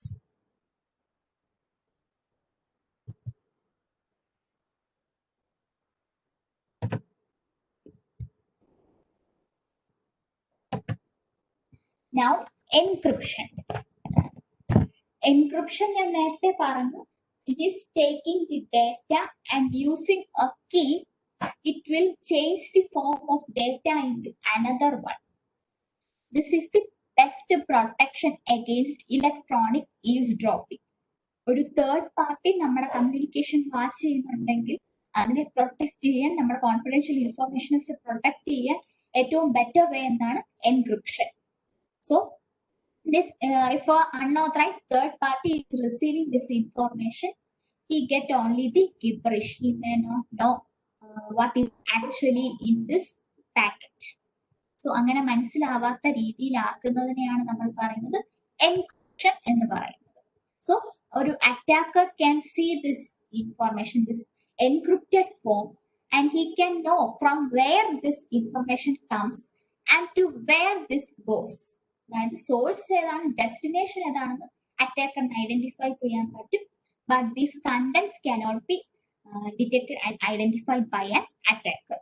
So these encryptions are of two types: secret key encryption system and public key or private key encryption system. So secret key encryption system ആണ് നമ്മൾ ഇവിടെ ആ ഒരു ഫിഗറിൽ കാണിച്ചേക്കുന്നത്. That is, there is a data. We will take a cryptographic key and convert it into another form. ഒരു encrypted data ആയിട്ട് നമ്മൾ മാറ്റും. സെയിം ഞാൻ നേരത്തെ പറഞ്ഞു, taking the text message ABC, adding 3 to each of the alphabet. Here 3 acts as the key and the data is changed as to DEF. So അങ്ങനെ ഒറ്റൊരു key use ചെയ്ത് മാത്രം നമ്മൾ ഡേറ്റയുടെ ഫോം മാറ്റുന്നതിനെ പറയുന്നതാണ് secret key encryption. So here in this case, for each sender and recipient, either there will be multiple computers that are connected in a network, and even in network there will be thousands of customers that are attached to our computer system. അല്ലെ, നമ്മുടെ computer സിസ്റ്റത്തിൽ internet വഴി communicate ചെയ്യുന്ന multiple customers കാണും. So ഓരോ കസ്റ്റമേഴ്സുമായിട്ട് they need a particular key. ഒരു key വേണം between each sender and receiver. So എന്താണ്, ഇപ്പം ഇവർക്ക് എല്ലാവർക്കും കൂടെ ഒറ്റ കീ ആണ്. റെസിപ്പിയൻസ് ഒരു സെൻഡർ ഉണ്ട്, ഇവർക്ക് എല്ലാം കൂടെ ഒറ്റ കീ ആണെങ്കിൽ എന്താണ്, ഈ ഇൻഫർമേഷൻ സെൻഡ് ചെയ്യുമ്പോൾ ഇതിൽ ഏത് റെസിപ്പിയന്റിന് വേണമെങ്കിൽ അത് റിസീവ് ചെയ്ത് ഡീക്രിപ്റ്റ് ചെയ്ത് നമ്മുടെ ഒറിജിനൽ ഡേറ്റ എടുക്കാൻ പറ്റും. സോ ഈ ഡീക്രിപ്ഷൻ എന്ന് പറയുന്നത് നമ്മുടെ കൺവേർട്ടഡ് ഡേറ്റ ഒറിജിനൽ ഫോമിലേക്ക് കൺവേർട്ട് ചെയ്യുന്നത്. അതായത് DEF എടുത്താൽ -3 ചെയ്ത് ABC എടുക്കുന്ന ആ ഇതിനെയാണ് നമ്മൾ ഡീക്രിപ്ഷൻ എന്ന് പറയുന്നത്. സോ അങ്ങനെ ആണെങ്കിൽ എന്താണ്, സെവറൽ റെസിപ്പിയൻസിന് നമ്മൾ ഡേറ്റ ആക്സസ് ചെയ്യാൻ പറ്റും. So we need a key between each pair of sender and receiver.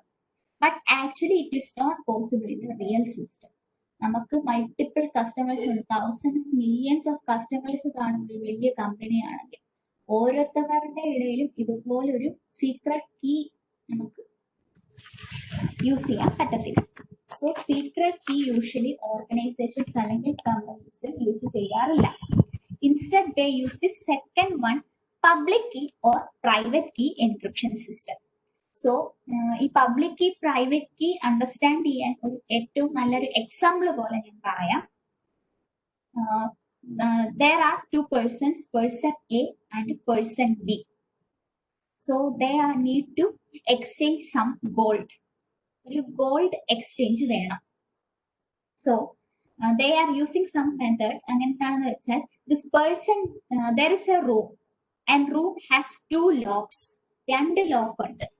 ഒരു ലോക്ക് ഒരു പബ്ലിക് കീ ഉണ്ട്, അത് ആ റൂമിന്റെ ഔട്ട്സൈഡിൽ വെച്ചിട്ടുണ്ട്. ആ പബ്ലിക് കീ വെച്ച് നമുക്ക് ആ റൂം ലോക്ക് ചെയ്യാം. പിന്നെ ഒരെണ്ണം ഉള്ളത് ഒരു പ്രൈവറ്റ് കീ ആണ്, അത് ഈ പേഴ്സൺ ബിയുടെ കയ്യിലാണ്. പേഴ്സൺ ബിക്ക് മാത്രമേ അത് റൂം ലോക്ക് ചെയ്യോ അല്ലെങ്കിൽ ഓപ്പൺ ചെയ്യോ പറ്റത്തുള്ളൂ.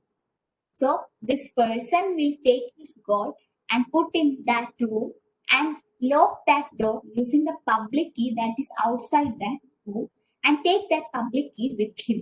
So public key വെച്ച് പൂട്ടി ആ പേഴ്സൺ എ അതങ്ങ് കൊണ്ടുപോയി. Now who can open this door?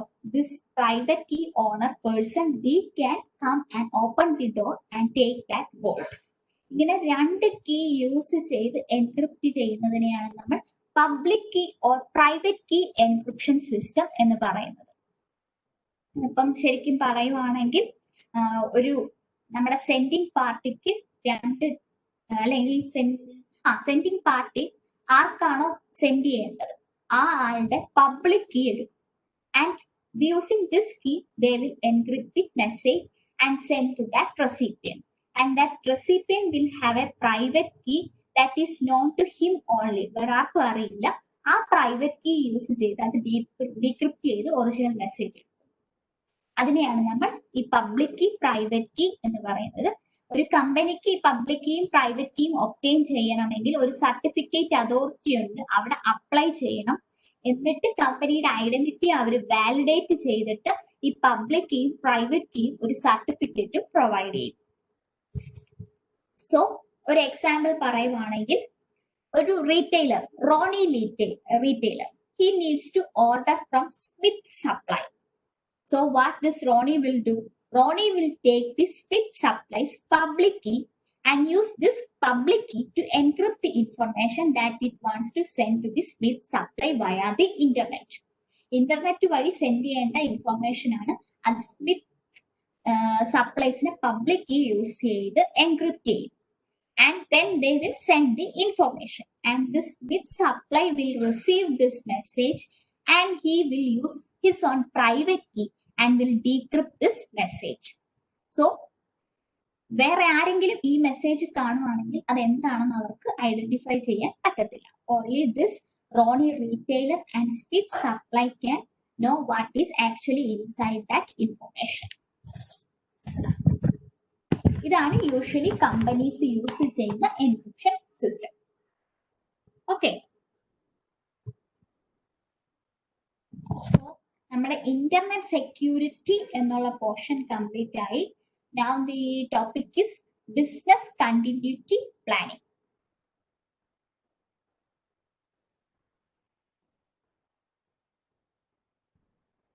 So business continuity planning.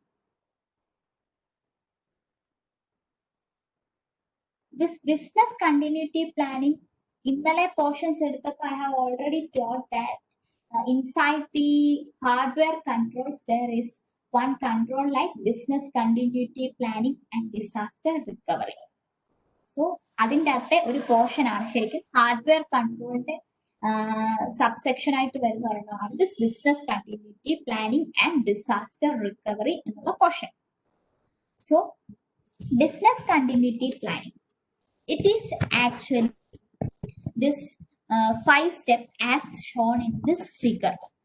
First is identifying the risk that is faced by company at the time of a disaster. ഒരു disaster occur ചെയ്യുമ്പോൾ ആ ടൈമിൽ company ചെയ്യുന്ന risk എന്തൊക്കെയാണ് identify ചെയ്യുക. That is the first step. Then second step is that analysing those risk, അതാണ് second step. Then third step is that designing some procedures so as to mitigate and control this risk. Then we will execute this plan or procedure that we have designed. That is the fourth step. Then in the fifth step, we will test this plan or procedure to ensure that they actually work as we expected, and we will periodically maintain them to ensure that they are up to date. So there are 5 steps. First, we will identify the risk that is faced by the company at the time of a disaster. Then we will analyze those identified risks. And third, we will design some plans to control these risks. And then fourth step, we will execute our plan. Then as the fifth step, we will test and maintain these plans to ensure that they work properly. ഇതാണ് ഒരു business continuity planning എന്ന് പറയുന്നത്. These 5 steps. And usually a company needs a procedure or plan that look after the backup and recovery of data, especially in the case of a disaster recovery. ഒരു disaster face ചെയ്ത് കഴിഞ്ഞിട്ട് ഒരു company എങ്ങനെ datas backup ചെയ്ത് recover ചെയ്യണം എന്നുള്ളൊരു plan ഒരു കമ്പനിക്ക് എസെൻഷ്യൽ ആണ്. സോ ഈ ബാക്കപ്പ് ആൻഡ് റിക്കവറിയുടെ സം ഡിഫറെന്റ് എന്തൊക്കെ വേസ് ഉണ്ട്, എന്തൊക്കെ പ്ലാൻസ് ഉണ്ട് എന്നുള്ളതാണ് ഇനി പറയുന്ന കുറച്ച് points. First step is that we should regularly back up the program files as well as data files of a company or organization. ഒരു കമ്പനിയുടെ ഓർഗനൈസേഷന്റെ എല്ലാ datas including program files, data files എല്ലാം റെഗുലർ ആയിട്ട് ബാക്കപ്പ് ചെയ്യണം. നമ്മൾ regular എന്ന് പറയുമ്പോൾ ഒരു ടൈം പീരീഡ് സെറ്റ് ചെയ്യാം. നമ്മുടെ വാട്സപ്പിലൊക്കെ ചോദിക്കാറില്ലേ ബാക്കപ്പ് എങ്ങനെയാ, മന്ത്ലി വേണോ, ഡെയിലി വേണോ, വീക്ക്ലി വേണോ? സോ അങ്ങനെ ഒരു ടൈം ലിമിറ്റ് റെഗുലർ ആയിട്ട് നമ്മൾ ബാക്കപ്പ് ചെയ്തുകൊണ്ടിരിക്കുക കമ്പനിയുടെ. അതാണ് first one. Second is that copies of all the transactions data should be stored as a transaction log. നമ്മുടെ എന്തൊക്കെ ട്രാൻസാക്ഷൻ ഡേറ്റാസ് കമ്പനീസിന്റെ ഉണ്ടോ അതിന്റെ എല്ലാം കോപ്പി ഒരു ട്രാൻസാക്ഷൻ ലോഗ് ആയിട്ട് സേവ് ചെയ്യണം. So that if it is destroyed during some processing or anything we can roll and backup. അതായത് നമ്മൾ ഓൾറെഡി നമ്മൾ സേവ് ചെയ്ത് വെച്ചിട്ടുണ്ട്, ഇടയ്ക്ക് വെച്ച് എവിടെയെങ്കിലും അറ്റ് എ പോയിന്റിൽ ഫെയിൽ ആവുകയാണെങ്കിൽ we will back up till that point and we can resume the processing from that point. ആ പോയിന്റിൽ നിന്ന് തന്നെ നമുക്ക് പ്രോസസ്സിംഗ് സ്റ്റാർട്ട് ചെയ്യാം. സോ അതിനാണ് ഈ ട്രാൻസാക്ഷൻ ലോഗ് യൂസ് ചെയ്യുന്നത്. പിന്നുള്ളത് എന്താണ്? This backup should be at a secure remote location. So that ഒരു ഫിസിക്കൽ ഡിസാസ്റ്റർ, എന്തെങ്കിലും എർത്ത്ക്വേക്കോ ഫയറോ ഒക്കെ സംഭവിക്കുകയാണെങ്കിൽ this backup should not be destroyed. So ഒരു സെക്യൂർഡ് റിമോട്ട് ലൊക്കേഷനിൽ നമ്മൾ ഈ ബാക്കപ്പ് സ്റ്റോർ ചെയ്യണം. If it is stored along with our computer system in the company, the problem is that when a disaster occurs, our computer system will be damaged, also our backup system will be damaged. So അങ്ങനെ ഒരു പ്രശ്നം പറ്റാതിരിക്കാൻ എന്താണ്, this backup should be stored at a secure remote location. Then there is electronic vaulting or backing up to the cloud. Cloud എന്ന് പറഞ്ഞാൽ it provides a vast storage over the internet. Internet വഴി ഒരു vast storage അവർ provide ചെയ്യും. Cloud providers ഉണ്ട്, Apple ഉണ്ട്, IBM ഉണ്ട്. അവരൊരു ഇന്റർനെറ്റ് ഒരു വാസ്റ്റ് സ്റ്റോറേജ് പ്രൊവൈഡ് ചെയ്യും. So we can backup our data to this internet electronically using this electronic vaulting or backing up to the cloud. സോ ക്ലൗഡിലേക്ക് നമുക്ക് ബാക്കപ്പ് സെറ്റ് ചെയ്യാം. സോ ഒരു റിമോട്ട് ലൊക്കേഷൻ ആണ്. സോ നമുക്ക് വേറെ പ്രത്യേകിച്ച് ബാക്കപ്പ് സ്റ്റോറേജ് മീഡിയാസിന്റെ നീഡില്ല. We can store them in the cloud. So but there should be some points that should be kept in mind when we are using the backup in these clouds. First is the data security. We should make sure that our cloud provider will comply with the international security standards. എല്ലാത്തിനും സ്റ്റോറേജിനൊക്കെ ആണെങ്കിൽ ഓരോ international ആയിട്ട് security standards കാണും, അതൊക്കെ obey ചെയ്യുന്നുണ്ടോ. Also data privacy, അതായത് encryption മാത്രം ഒരു പ്രൈവസി ആണെന്ന് പറയത്തില്ല. ബിക്കോസ് ബാക്കപ്പ് ചെയ്യുന്ന ടൈമിൽ നമ്മൾ എൻക്രിപ്റ്റ് ചെയ്ത് മാത്രം വെച്ചാൽ പോലെ നമുക്ക് ആ കീയും കൂടെ സ്റ്റോർ ചെയ്ത് വെക്കണം. സോ നമ്മളൊരു വേറൊരു പ്രോസസ് യൂസ് ചെയ്യും, അവിടെ ഡിജിറ്റൽ എൻവലപ്പ് എന്ന് പറയും. ഈ കീയെ നമ്മൾ ഒരു വേറെ ഫോമിലേക്ക് കൺവേർട്ട് ചെയ്യും. അതിനെയാണ് നമ്മൾ പറയുന്നത് ഡിജിറ്റൽ എൻവലപ്പ് എന്ന് പറയുന്നത്.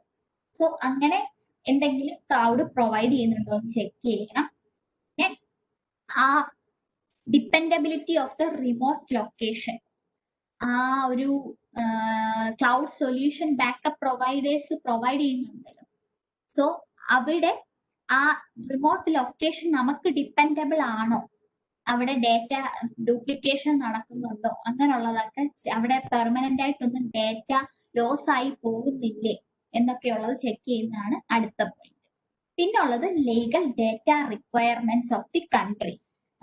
യൂഷ്വലി മൾട്ടിനാഷണൽ ഓർഗനൈസേഷൻസ് ആണെങ്കിൽ നമ്മുടെ കമ്പനിക്ക് പല ഇടത്ത് ബ്രാഞ്ചസിലാണ്. അപ്പൊ നമ്മൾ എല്ലാത്തിനെയും കൂടെ ബാക്കപ്പ് ചെയ്യുമ്പോൾ ചില ഡേറ്റാസ് ആ കൺട്രിയിൽ അത് പ്രൊവൈഡ് ചെയ്യുന്നത് അവൈലബിൾ ആയിരിക്കും, അതിന് പ്രശ്നമൊന്നും കാണത്തില്ലെങ്കിലും വേറൊരു കമ്പനിയിൽ ചെല്ലുമ്പോൾ ആ ഡേറ്റ സ്റ്റോർ ചെയ്യുന്നതിന് സം ലീഗൽ പ്രൊസീജിയേഴ്സ് കാണും.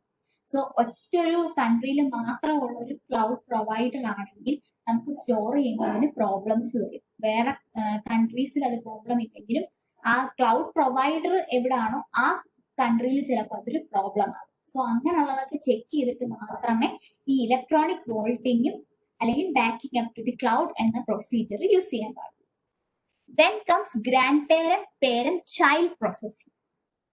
So this is a 3-stage backing up. അതായത് here we use 3 stages. First is the grandparent stage. Grandparent stage എന്ന് പറഞ്ഞാൽ the കമ്പനിയുടെ ഹോൾ ഡേറ്റ നമ്മൾ ബാക്കപ്പ് ചെയ്യും ഫുൾ ആയിട്ട്. And that will be at A remote location. ഏതെങ്കിലും ഒരു remote ലൊക്കേഷനിൽ നമ്മുടെ കമ്പനിയുടെ ഫുൾ ഡേറ്റ നമ്മൾ ബാക്കപ്പ് ചെയ്യും. And usually it will B per month. ഓരോ മന്തും ആയിരിക്കും നമ്മൾ ഈ ഫുൾ ഡേറ്റ അങ്ങോട്ട് അപ്ലോഡ് ചെയ്യുന്നത്. സോ അതാണ് grand parent stage. Then comes the parent stage. Parent stage again is full backup. That is the whole data we will be backing up. But here it will be in another storage. നമ്മുടെ grand parent backup use ചെയ്ത storage ആയിരിക്കത്തില്ല, വേറൊരു ലൊക്കേഷനിലുള്ള storage ആയിരിക്കും parent use ചെയ്യുന്നത്. And it will be more regular than this grand parent stage. ചിലപ്പോൾ weekly നമ്മൾ upload ചെയ്യും. So അതാണ് parent stage. Then comes the child stage. Child stage എന്ന് പറഞ്ഞാൽ നമ്മൾ പേരന്റ് സ്റ്റേജ് വീക്ക് നമ്മൾ ചെയ്യുന്നുണ്ട്. സപ്പോസ് ഈ വീക്കിലെ കഴിഞ്ഞു, പിന്നുള്ള ചേഞ്ചസ് എന്തൊക്കെയാണോ വന്നത് ആ ഡേറ്റാസ് മാത്രമായിരിക്കും നമ്മൾ ബാക്കപ്പ് ചെയ്യുന്നത്. അതും എങ്ങോട്ട്? To the same storage as that of the parent stage. Parent സ്റ്റേജിൽ നമ്മൾ എങ്ങോട്ടാണ് ബാക്കപ്പ് ചെയ്ത് സെയിം സ്റ്റേജിൽ സ്റ്റോറേജ് മീഡിയത്തിലേക്ക് തന്നെയായിരിക്കും നമ്മൾ ഈ ചൈൽഡ് സ്റ്റേജിലും ബാക്കപ്പ് ചെയ്യുന്നത്. And these will be much more regular. അതായത് ഡെയിലി ആയിരിക്കും ചിലപ്പോൾ നമ്മൾ ചെയ്യുന്നത്. സോ ഇങ്ങനെ 3 സ്റ്റേജ് ആയിട്ട് ബാക്കപ്പ് ചെയ്യുന്നതിനെയാണ് നമ്മൾ grand parent, parent, child processing എന്ന് പറയുന്നത്. Then another need is that our computer system should have uninterruptible power supplies. അതായത് ഈവൻ നമ്മുടെ മെയിൻ പവർ ഓഫ് ആയാലും കുറച്ച് ടൈം കൂടി നമ്മുടെ കമ്പ്യൂട്ടർ സിസ്റ്റത്തിൽ വർക്ക് ചെയ്യാനായിട്ട് UPS പ്രൊവൈഡ് ചെയ്യണം. Then comes fault tolerant systems. Fault tolerant systems actually they are designed to tolerate faults. ഫോൾട്സിനെ ടോളറേറ്റ് ചെയ്ത് കൺട്രോൾ ചെയ്യുന്നതിനാണ് ഫോൾട്ട് ടോളറൻസ് സിസ്റ്റം എന്ന് പറയുന്നത്. യൂഷ്വലി അവരെങ്ങനെയാണ് വർക്ക് ചെയ്യുന്നത് വെച്ചാൽ they will use redundancy in hardware. Redundancy in hardware can also be known as duplication. അതായത് ഏതെങ്കിലും ഒരു ഇമ്പോർട്ടന്റ് ഫംഗ്ഷനിങ് പാർട്സ് എടുക്കും നമ്മുടെ, എന്നിട്ട് അതിനെ നമ്മൾ ഡ്യൂപ്ലിക്കേറ്റ് ചെയ്യും. ഏതെങ്കിലും ഒരെണ്ണം ഫെയിൽ ആയാലും we have another duplicate. So അതാണ് ഫോൾട്ട് ടോളറൻസ് സിസ്റ്റം എന്ന് പറയുന്നത്.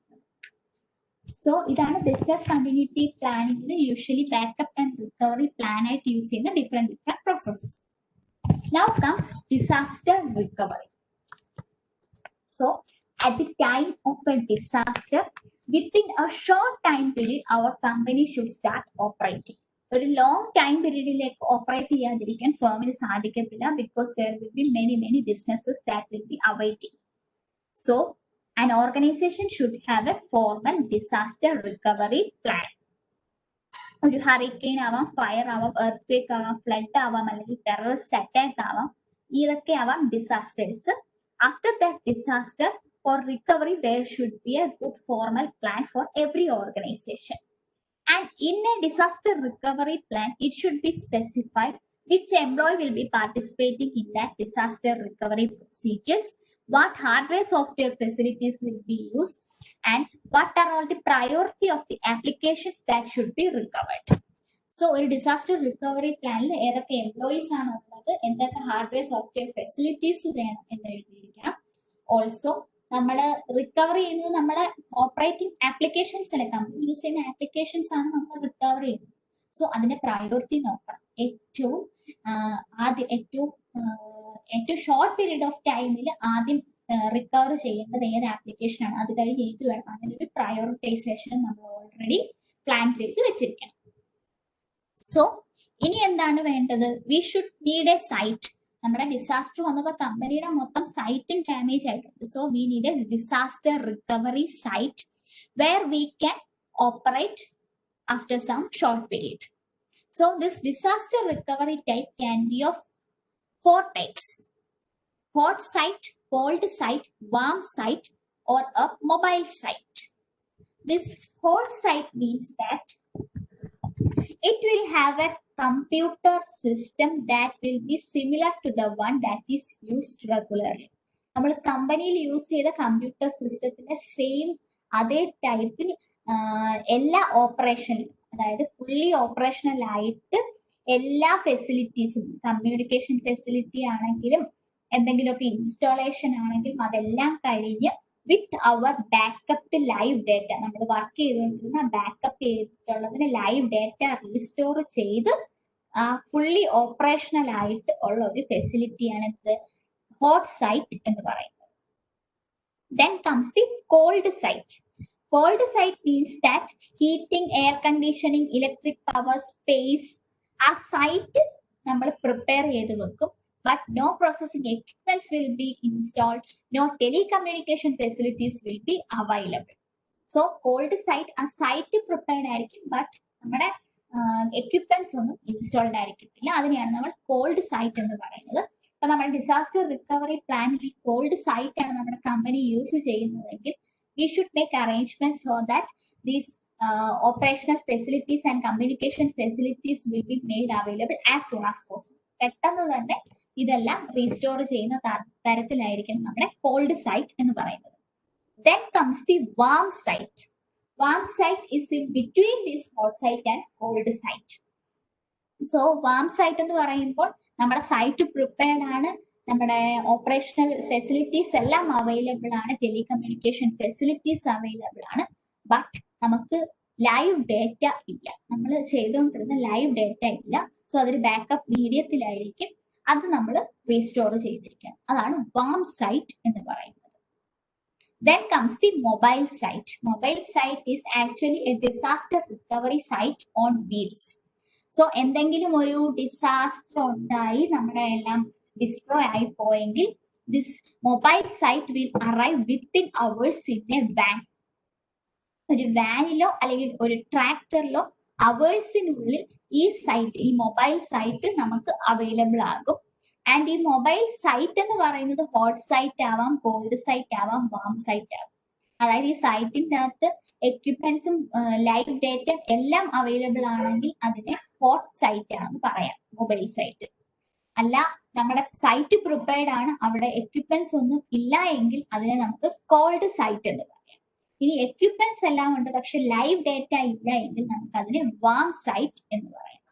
സോ ഇങ്ങനെ ട്രാക്ടറിലോ ഒരു വാനിലോ അവേഴ്സിനുള്ളിൽ നമുക്ക് വീൽസിൽ അവൈലബിൾ ആവുന്നതിനെയാണ് നമ്മൾ പറയുന്നത് മൊബൈൽ സൈറ്റ് എന്ന് പറയുന്നത്.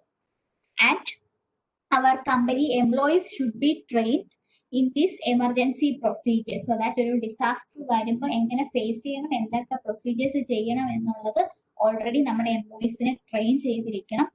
ഓൾസോ നമ്മൾ ചെറിയൊരു ഡിസാസ്റ്റർ സിമുലേറ്റ് ചെയ്ത്, അതായത് ഒന്ന് നമ്മളായിട്ട് ആക്ട് ചെയ്ത് ടെസ്റ്റ് ചെയ്ത് നോക്കണം നമ്മുടെ ഡിസാസ്റ്റർ റിക്കവറി പ്ലാൻ കറക്റ്റ് ആയിട്ട് വർക്ക് ചെയ്യുന്നുണ്ടോ എന്ന്. ഇതൊക്കെയാണ് ഒരു കമ്പനിയുടെ ഡിസാസ്റ്റർ റിക്കവറി പ്ലാൻസ്.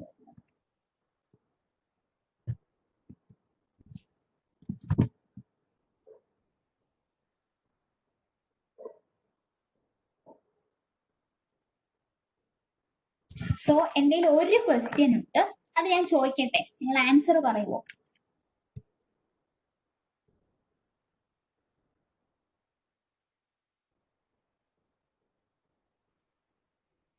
ഓക്കെ, ഞാൻ ക്വസ്റ്റ്യൻ റീഡ് ചെയ്യാം.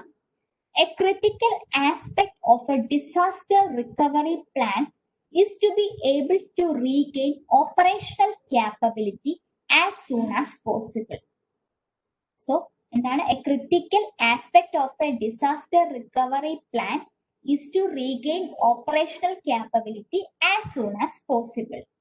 So to accomplish this, an organization should have a fully operational facility available that is configured to the user's specific needs.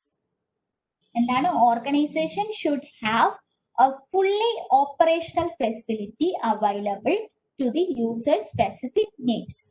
This is known as എന്താണ്? First option uninterruptible power system. Second option, parallel system. Third option, cold site. Fourth option, hot site. ഇതിൽ ഏതായിരിക്കും? ഒരു disaster recovery പ്ലാനില് ഒരു operational capability as soon as ആയിട്ട് recover ചെയ്യണമെന്നാണ് ഒരു ഓർഗനൈസേഷന് ഫുള്ളി ഓപ്പറേഷണൽ ഫെസിലിറ്റി അവൈലബിൾ ആയിരിക്കണം. സോ എന്താണത്? Hot site. ശരിയാണ്. Okay. Now system auditing.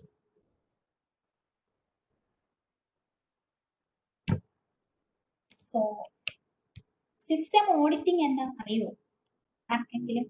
Auditing എന്താ കമ്പനിയുടെ?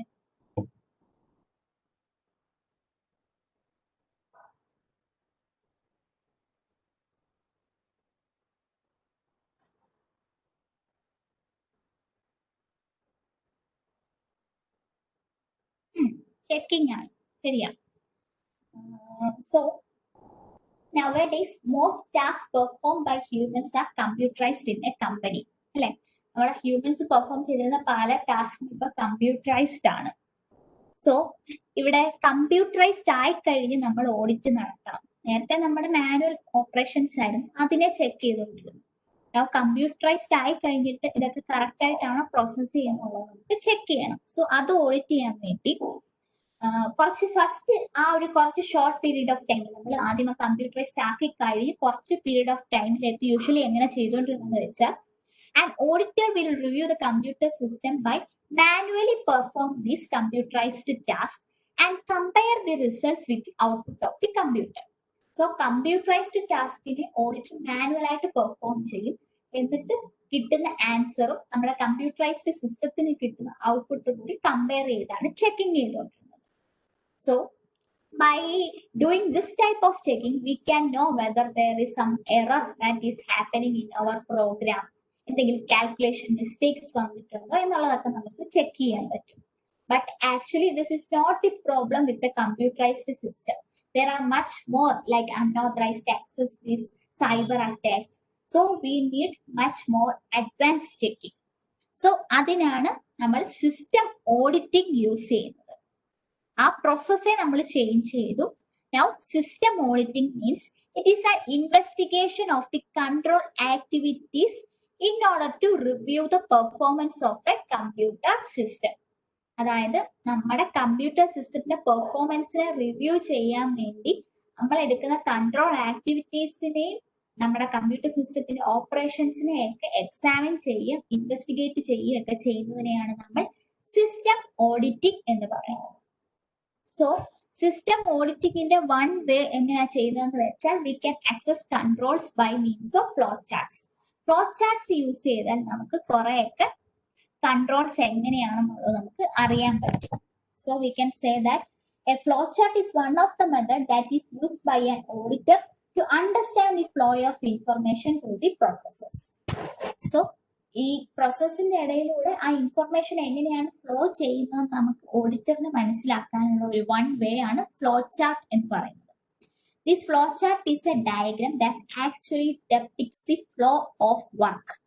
എങ്ങനെയാണ് പ്രോസസ്സ് ഇനിഷ്യേറ്റ് ആയി ഓതറൈസ്ഡ് ആയി, എങ്ങനെയാണ് അത് പ്രോസസ്സ് ചെയ്യുന്നത്, ഓരോ പ്രോസസ്സിൽ കൂടെ എങ്ങനെയാണ് ഇൻഫർമേഷൻ പാസ് ആവുന്നത്, എന്തൊക്കെയാണ് അവിടെ ഡേറ്റയ്ക്ക് ചേഞ്ച് വരുന്നത്, ഇതെല്ലാം ഉള്ള ഒരു ഡയഗ്രാം, ഇതൊക്കെ ഡെപിക്ട് ചെയ്യുന്ന ഒരു ഡയഗ്രമാണ് നമ്മുടെ ഫ്ലോ ചാർട്ട് എന്ന് പറയുന്നത്. Usually these flow chart are drawn using symbols. റെക്ടാംഗിൾസും ആരോസും, സ്റ്റെപ്സിനെ റെപ്രസെന്റ് ചെയ്യാൻ റെക്ടാംഗിൾസും ആ ഫ്ലോയെ കാണിക്കാൻ വേണ്ടി ആരോസും യൂസ് ചെയ്താണ് നമ്മൾ ഫ്ലോ ചാർട്ട് വരയ്ക്കുന്നത് അല്ലെ. So this flow chart can be used for identifying risk at different points in the process. And we can also identify controls that can be used to mitigate this risk. So നമുക്ക് ഓരോ പോയിന്റിൽ എന്തൊക്കെയാണ് risk ഉള്ളതെന്ന് identify ചെയ്യാം, എന്തൊക്കെ controls ആണ് ആ റിസ്കിനെ mitigate ചെയ്യാൻ വേണ്ടി എന്നുള്ളത് നമുക്ക് ഐഡന്റിഫൈ ചെയ്യാൻ പറ്റും. And from a flow chart we can identify the preventive, detective and corrective controls that have been implemented in our system. നേരത്തെ നമ്മൾ പഠിച്ചതാണല്ലേ പ്രിവെന്റീവ് കൺട്രോൾസും ഡിറ്റക്റ്റീവ് കൺട്രോൾസും കറക്റ്റീവ് കൺട്രോൾസും. ഇതൊക്കെ ഐഡന്റിഫൈ ചെയ്യാൻ വേണ്ടി നമുക്ക് എന്താ ഫ്ലോ ചാർട്ട്സ് യൂസ് ചെയ്യാം. And the main elements that are in a flow chart are flow ചാർട്ടിനകത്ത് എന്താണ് മെയിൻ എലമെന്റ്സ് ഉള്ളതെന്ന് വെച്ചാൽ first is data sources. Data sources എന്ന് പറഞ്ഞാൽ ഇൻഫർമേഷൻ എവിടെ നിന്നാണ് വന്നത്, from where the information is coming from. Data destinations, to where these informations are going. Then data flows, how the data is flowing between different processes in that system. Then transformation process, what change is actually happening to these data as they pass through different processes in the system. Then comes the data storage, how the data is stored in our computer system. അതായത് data sources എവിടെ നിന്നാണ് information വരുന്നത്, data destinations എങ്ങോട്ടാണ് information പോകുന്നത്, data flows എങ്ങനെയാണ് data നമ്മുടെ സിസ്റ്റത്തിൽ കൂടെ ഫ്ലോ ചെയ്യുന്നത്, ട്രാൻസ്ഫോർമേഷൻ പ്രോസസ് എന്തൊക്കെ ചേഞ്ച് ആണ് നമ്മുടെ ഡേറ്റയ്ക്ക് ഹാപ്പൻ ചെയ്യുന്നത്, ഡേറ്റ സ്റ്റോറേജ് എങ്ങനെയാണ് നമ്മുടെ ഡേറ്റ സ്റ്റോർ ചെയ്യുന്നത്. ഈ 5 കാര്യങ്ങളാണ് നമ്മുടെ ഫ്ലോ ചാർട്ടിന്റെ മെയിൻ എലമെന്റ്. അതാണ് data sources, data destinations, data flows, transformation process, data storage. ഈ 5 സോ ഒരു സിസ്റ്റം ഫ്ലോ ചാർട്ട് എന്ന് പറഞ്ഞാൽ it will depict different departments that are participating in a particular process. ഒരു പ്രോസസ് ഒരു ഡിപ്പാർട്ട്മെന്റിന്റെ മാത്രമായിരിക്കും, ചിലപ്പോൾ പല പല ഡിപ്പാർട്ട്മെന്റ്സ് കമ്പൈൻ ചെയ്താവും. So system flowchart will depict the different departments that are participating in a process. Also, it can clearly show the separation of responsibilities that are happening in that system. എങ്ങനെയാണ് നമ്മൾ responsibilities അല്ലെങ്കിൽ duties segregate ചെയ്ത് കൊടുത്തേക്കുന്നത് നമുക്ക് flow chart വഴി clear ആയിട്ട് മനസ്സിലാക്കാൻ പറ്റും. Then flow chart identifies specific control points in the system. Control points എന്ന് പറഞ്ഞാൽ this is the points in a process where there is a higher chance of an occurrence of an error or fault. ഒരു error of fault occur ചെയ്യാനുള്ള chance high ഉള്ള പോയിന്റിനെയാണ് നമ്മൾ control point എന്ന് പറയുന്നത്. And that point gives some plan to control these errors. So അങ്ങനെയുള്ള points easy ആയിട്ട് നമുക്ക് ഫ്ലോ ചാർട്ട് വഴി ഐഡന്റിഫൈ ചെയ്യാൻ പറ്റും. ഓൾസോ പ്രോപ്പർ ആയിട്ടുള്ള ഓതന്റിക്കേഷൻ, ഓതറൈസേഷൻ, വെരിഫിക്കേഷൻ ഒക്കെ എങ്ങനെയാണ് സിസ്റ്റം നടത്തുന്നതെന്നും ഈ ഫ്ലോ ചാർട്ടിൽ നമുക്ക് മനസ്സിലാക്കാൻ പറ്റും. ഫോർ എക്സാമ്പിൾ പറയുവാണെങ്കിൽ ഒരു പേറോളിന്റെ ഇത് നടക്കുമ്പോൾ flow chart can be use to identify whether access to the persons, അതായത് എംപ്ലോയീസിന്റെ പേഴ്സണൽ ഇൻഫർമേഷൻ ഒക്കെ പ്രോപ്പർലി സെക്യൂർ ചെയ്തിട്ടുണ്ടോ എന്ന് നമുക്ക് ഈ ഫ്ലോ ചാർട്ടിൽ നിന്ന് ഐഡന്റിഫൈ ചെയ്യാം. ഇതാണ് accessing control by means of flow charts. System ഓഡിറ്റിംഗിനകത്ത് ഫ്ലോ ചാർട്ട് യൂസ് ചെയ്യാം. അപ്പം ഓഡിറ്റേഴ്സ് ഫ്ലോ ചാർട്ട് എന്തൊക്കെ ഐഡന്റിഫൈ ചെയ്യാനാണ് യൂസ് ചെയ്യുന്നതെന്ന് പഠിച്ചു. ഇനിയുള്ളത് കമ്പ്യൂട്ടറൈസ്ഡ് ഓഡിറ്റ് ടെക്നിക്സ് ആണ്. സോ ഇതുവരെ ചെയ്തതെല്ലാം മാനുവൽ ആയിട്ടായിരുന്നു ഓഡിറ്റിങ്. ഇനി അതെങ്ങനെ കമ്പ്യൂട്ടറൈസ്ഡ് ആക്കി ചെക്ക് ചെയ്യാം എന്നുള്ളതാണ് നമ്മുടെ computerised audit techniques. Auditors can use the computer to evaluate the processing being done by the computer and the controls in place. അതായത് നമ്മുടെ കമ്പ്യൂട്ടർ പ്രോസസ് ചെയ്യുന്നതും എന്തൊക്കെ കൺട്രോൾസ് ആണ് അവിടെ നമ്മൾ ഇംപ്ലിമെന്റ് ചെയ്തിരിക്കുന്നത് ഒരു കമ്പ്യൂട്ടർ യൂസ് ചെയ്ത് ഓഡിറ്റ് ചെയ്യുന്നതിനെയാണ് നമ്മൾ കമ്പ്യൂട്ടറൈസ്ഡ് ഓഡിറ്റ് ടെക്നിക്സ് എന്ന് പറയുന്നത്. സോ അതിന്റെ ഡിഫറെന്റ് വേസ് ആണിത്. Generalised audit software, test data, integrated test facility, parallel simulation, embedded audit routines, extended records and snapshot, tracing, mapping. So first one is generalized audit software. So generalized audit software means it is a software that when installed in our computer helps the auditor to use that computer as an auditing tool. General audited software എന്ന് പറയുന്ന ഒരു software ആണ്. അത് നമ്മുടെ കമ്പ്യൂട്ടറിൽ install ചെയ്ത് കഴിയുമ്പോൾ ആ കമ്പ്യൂട്ടർ നമുക്ക് ഒരു ഓഡിറ്റിംഗ് ടൂൾ ആയിട്ട് യൂസ് ചെയ്യാൻ പറ്റും. This computer can select, extract and process the data that are stored in the computer files and they can check the computations and processing of that computer. ആ computer ഫയൽസിൽ save ചെയ്തിരിക്കുന്ന datas select ചെയ്ത് process ചെയ്യുകയും extract ചെയ്യുകയൊക്കെ ചെയ്യാം. അതുപോലെ തന്നെ അതിലുള്ള ആപ്ലിക്കേഷൻസിന്റെ processing ഒക്കെ എങ്ങനെയാണെന്ന് കമ്പ്യൂട്ടേഷനും ഒക്കെ ചെക്ക് ചെയ്ത് കറക്റ്റ് ആണോ എന്ന് ഓഡിറ്റ് ചെയ്യുന്നതാണ് ഈ ജനറലൈസ്ഡ് ഓഡിറ്റ് സോഫ്റ്റ്വെയർ എന്ന് പറയുന്നത്. Then comes the test data. Test data എന്ന് പറഞ്ഞാൽ യൂഷ്വലി ഒരു ഓഡിറ്റർ ആണ് ആ ടെസ്റ്റ് ഡാറ്റ പ്രിപ്പയർ ചെയ്യുന്നത്. ദേ will use both valid and invalid data. Valid data എന്ന് പറയുമ്പോൾ നമ്മുടെ സിസ്റ്റം കറക്റ്റ് ആയിട്ട് വർക്ക് ചെയ്യുന്നു. ഇൻവാലിഡ് ഡാറ്റ എന്ന് പറയുമ്പോൾ അത് ഫെയിൽ ആവാൻ ചാൻസസ് ഉണ്ട്. അങ്ങനെ വാലിഡ് ഡേറ്റയും ഇൻവാലിഡ് ഡേറ്റയും എടുത്തിട്ട് നമ്മൾ ഒരു ഓഡിറ്റർ ഒരു ടെസ്റ്റ് ഡേറ്റ പ്രിപ്പയർ ചെയ്യും. So first he will manually work on this input data to know how the output look like. അത് മാനുവലി പ്രോസസ് ചെയ്യും ആ ഇൻപുട്ട് ഡേറ്റ ടെസ്റ്റ് ഡേറ്റ എടുത്തിട്ട്. എന്നിട്ട് എന്താണ് ഔട്ട്പുട്ട് എന്ന് ചെക്ക് ചെയ്യും. Then the auditor will process the test data using the application, computerized application വഴി check ചെയ്യും. Then they will compare the results of both these. മാനുവലായിട്ട് ചെയ്തത് ഇലക്ട്രോണിക്കലി കമ്പ്യൂട്ടർ വഴി ചെയ്തതിന്റെ റിസൾട്ട്സ് തമ്മിൽ ചെക്ക് ചെയ്ത് അക്യുറസി വെരിഫൈ ചെയ്യും. ഇതാണ് ടെസ്റ്റ് ഡേറ്റ എന്ന് പറയുന്നത്. ടെസ്റ്റ് ഡേറ്റ ഓഡിറ്റേഴ്സ് മാത്രമല്ല, നമ്മുടെ പ്രോഗ്രാമേഴ്സ് പുതിയൊരു പ്രോഗ്രാം എഴുതുമ്പോഴും അല്ലെങ്കിൽ ഉള്ള പ്രോഗ്രാം മോഡിഫൈ ചെയ്യുമ്പോഴും ഒക്കെ ഈ ടെസ്റ്റ് ഡേറ്റാസ് തന്നെയാണ് യൂസ് ചെയ്യുന്നത്. ഇനി ടെസ്റ്റ് ഡേറ്റയുടെ ഒരു പ്രോബ്ലം എന്ന് പറഞ്ഞാൽ it should not be actually be processed. അതായത് ആ ആപ്ലിക്കേഷൻ നമ്മൾ ടെസ്റ്റ് ഡേറ്റ പ്രൊവൈഡ് ചെയ്യുമ്പോൾ it should not record the activity in transaction logs. നമ്മുടെ ഡേറ്റ ഫയൽസ് ഉണ്ടെങ്കിൽ അതിലൊന്നും റൈറ്റ് ചെയ്യാൻ പാടില്ല, ഒന്നും മോഡിഫൈ ചെയ്യാൻ പാടില്ല. സോ ആക്ച്വലി പ്രോസസ് ചെയ്യാൻ പാടില്ല. നമ്മൾ ഇൻപുട്ട് പ്രൊവൈഡ് ചെയ്യുമ്പോൾ എന്ത് ഔട്ട്പുട്ട് കിട്ടും എന്ന് നമുക്ക് കിട്ടണം. ആക്ച്വലി ഡേറ്റ ഫയൽസ് ഒന്നും മോഡിഫൈ ചെയ്യാൻ പാടില്ല. ആൻഡ് ഓൾസോ നമ്മുടെ ആ പ്രോഗ്രാം എങ്ങനെ ഓപ്പറേറ്റ് ചെയ്യുന്നു എന്ന് മാത്രമേ ടെസ്റ്റ് ഡേറ്റയ്ക്ക് ഇവാലുവേറ്റ് ചെയ്യാൻ പറ്റത്തുള്ളൂ. എന്താണ് കൺട്രോൾ ആക്ടിവിറ്റീസ് എന്നൊക്കെ പറയാൻ പറ്റും. നമ്മൾ ഒരു ടെസ്റ്റ് ഡേറ്റ കൊടുത്തു ഇന്നത് ഔട്ട്പുട്ട് കിട്ടിയെങ്കിൽ ആ ഓപ്പറേഷൻ നടന്നു എന്ന് മാത്രമേ നമുക്ക് ഇവാലുവേറ്റ് ചെയ്യാൻ പറ്റൂ. The integrity of the input output valid ആണോ എന്നൊക്കെ നമുക്ക് ചെക്ക് ചെയ്യാനുള്ള കൺട്രോൾ ആക്ടിവിറ്റീസ് ഒന്നും ചെക്ക് ചെയ്യാൻ ഈ ടെസ്റ്റ് ഡേറ്റ കൊണ്ട് പറ്റത്തില്ല. ഓൾസോ നമ്മൾ ടെസ്റ്റ് ഡേറ്റ നമ്മുടെ നോർമൽ ഡേറ്റ റിയൽ ഡേറ്റ വെച്ച് അതിന്റെ കൂടെ അല്ല പ്രോസസ് ചെയ്യുന്നത്, വേറെയാണ്. ഞാൻ പറഞ്ഞല്ലോ, വേറെ ഡേറ്റ ഫയൽസിനൊന്നും മോഡിഫിക്കേഷൻ വരാൻ പാടില്ല. അതുകൊണ്ട് തന്നെ നമ്മൾ ടെസ്റ്റ് ഡേറ്റ സെപ്പറേറ്റ് ആണ് പ്രോസസ് ചെയ്യുന്നത്. അതുകൊണ്ട് തന്നെ ആക്ച്വൽ പ്രോഗ്രാം റൺ ചെയ്യുന്ന ടൈമിലല്ല ടെസ്റ്റ് ചെയ്യുന്നത്. അതുപോലെ തന്നെ നമ്മൾ ആ സെയിം പ്രോഗ്രാം തന്നെയാണോ യൂസ് ചെയ്യുന്നത് നമുക്ക് ചിലപ്പോൾ എൻഷുർ ചെയ്യാൻ പറ്റത്തില്ല. സോ ഇതാണ് ടെസ്റ്റ് ഡേറ്റ എന്ന് പറയുന്നത്. ഇനി ഇന്റഗ്രേറ്റഡ് ടെസ്റ്റ് ഫെസിലിറ്റി എന്ന് പറഞ്ഞാൽ it will create A ഫിക്ഷ്യസ് record. അതായത് നമ്മുടെ ഡേറ്റ പ്രൊവൈഡ് ചെയ്യുമ്പോൾ ഒരു ടേബിൾ ആയിട്ടാണ് പ്രൊവൈഡ് ചെയ്യുന്നതെങ്കിൽ അതിലൊരു ഫിക്ഷ്യസ് റെക്കോർഡും കൂടെ ആഡ് ചെയ്യും. അതായത് ഇപ്പൊ എംപ്ലോയിയുടെ കേസിലാണെങ്കിൽ ഇല്ലാത്തൊരു എംപ്ലോയിയുടെ ഡീറ്റെയിൽസ്, പ്രൊഡക്റ്റ് ആണെങ്കിൽ ഒരു പ്രൊഡക്റ്റ് അല്ലെങ്കിൽ കസ്റ്റമേഴ്സ് വെൻഡേഴ്സ് ആരാണെന്ന് വെച്ചാൽ അവരുടെ ഒരു ഫിക്ഷ്യസ് ആയിട്ട് റിയൽ അല്ലാത്തൊരു എൻട്രിയും കൂടെ നമ്മൾ നമ്മുടെ ഡേറ്റയ്ക്കകത്ത് ആഡ് ചെയ്യും. എന്നിട്ട് ഇതാണ് നമ്മൾ ആപ്ലിക്കേഷൻ ഇൻപുട്ട് ആയിട്ട് പ്രൊവൈഡ് ചെയ്യുന്നത്. So difference from the test data is that test data is not actually processed. നമ്മൾ വേറൊരു റിയൽ ഡേറ്റ പ്രോസസ് ചെയ്യുന്ന കൂട്ടത്തിൽ ടെസ്റ്റ് ഡേറ്റ ചെയ്യത്തില്ല.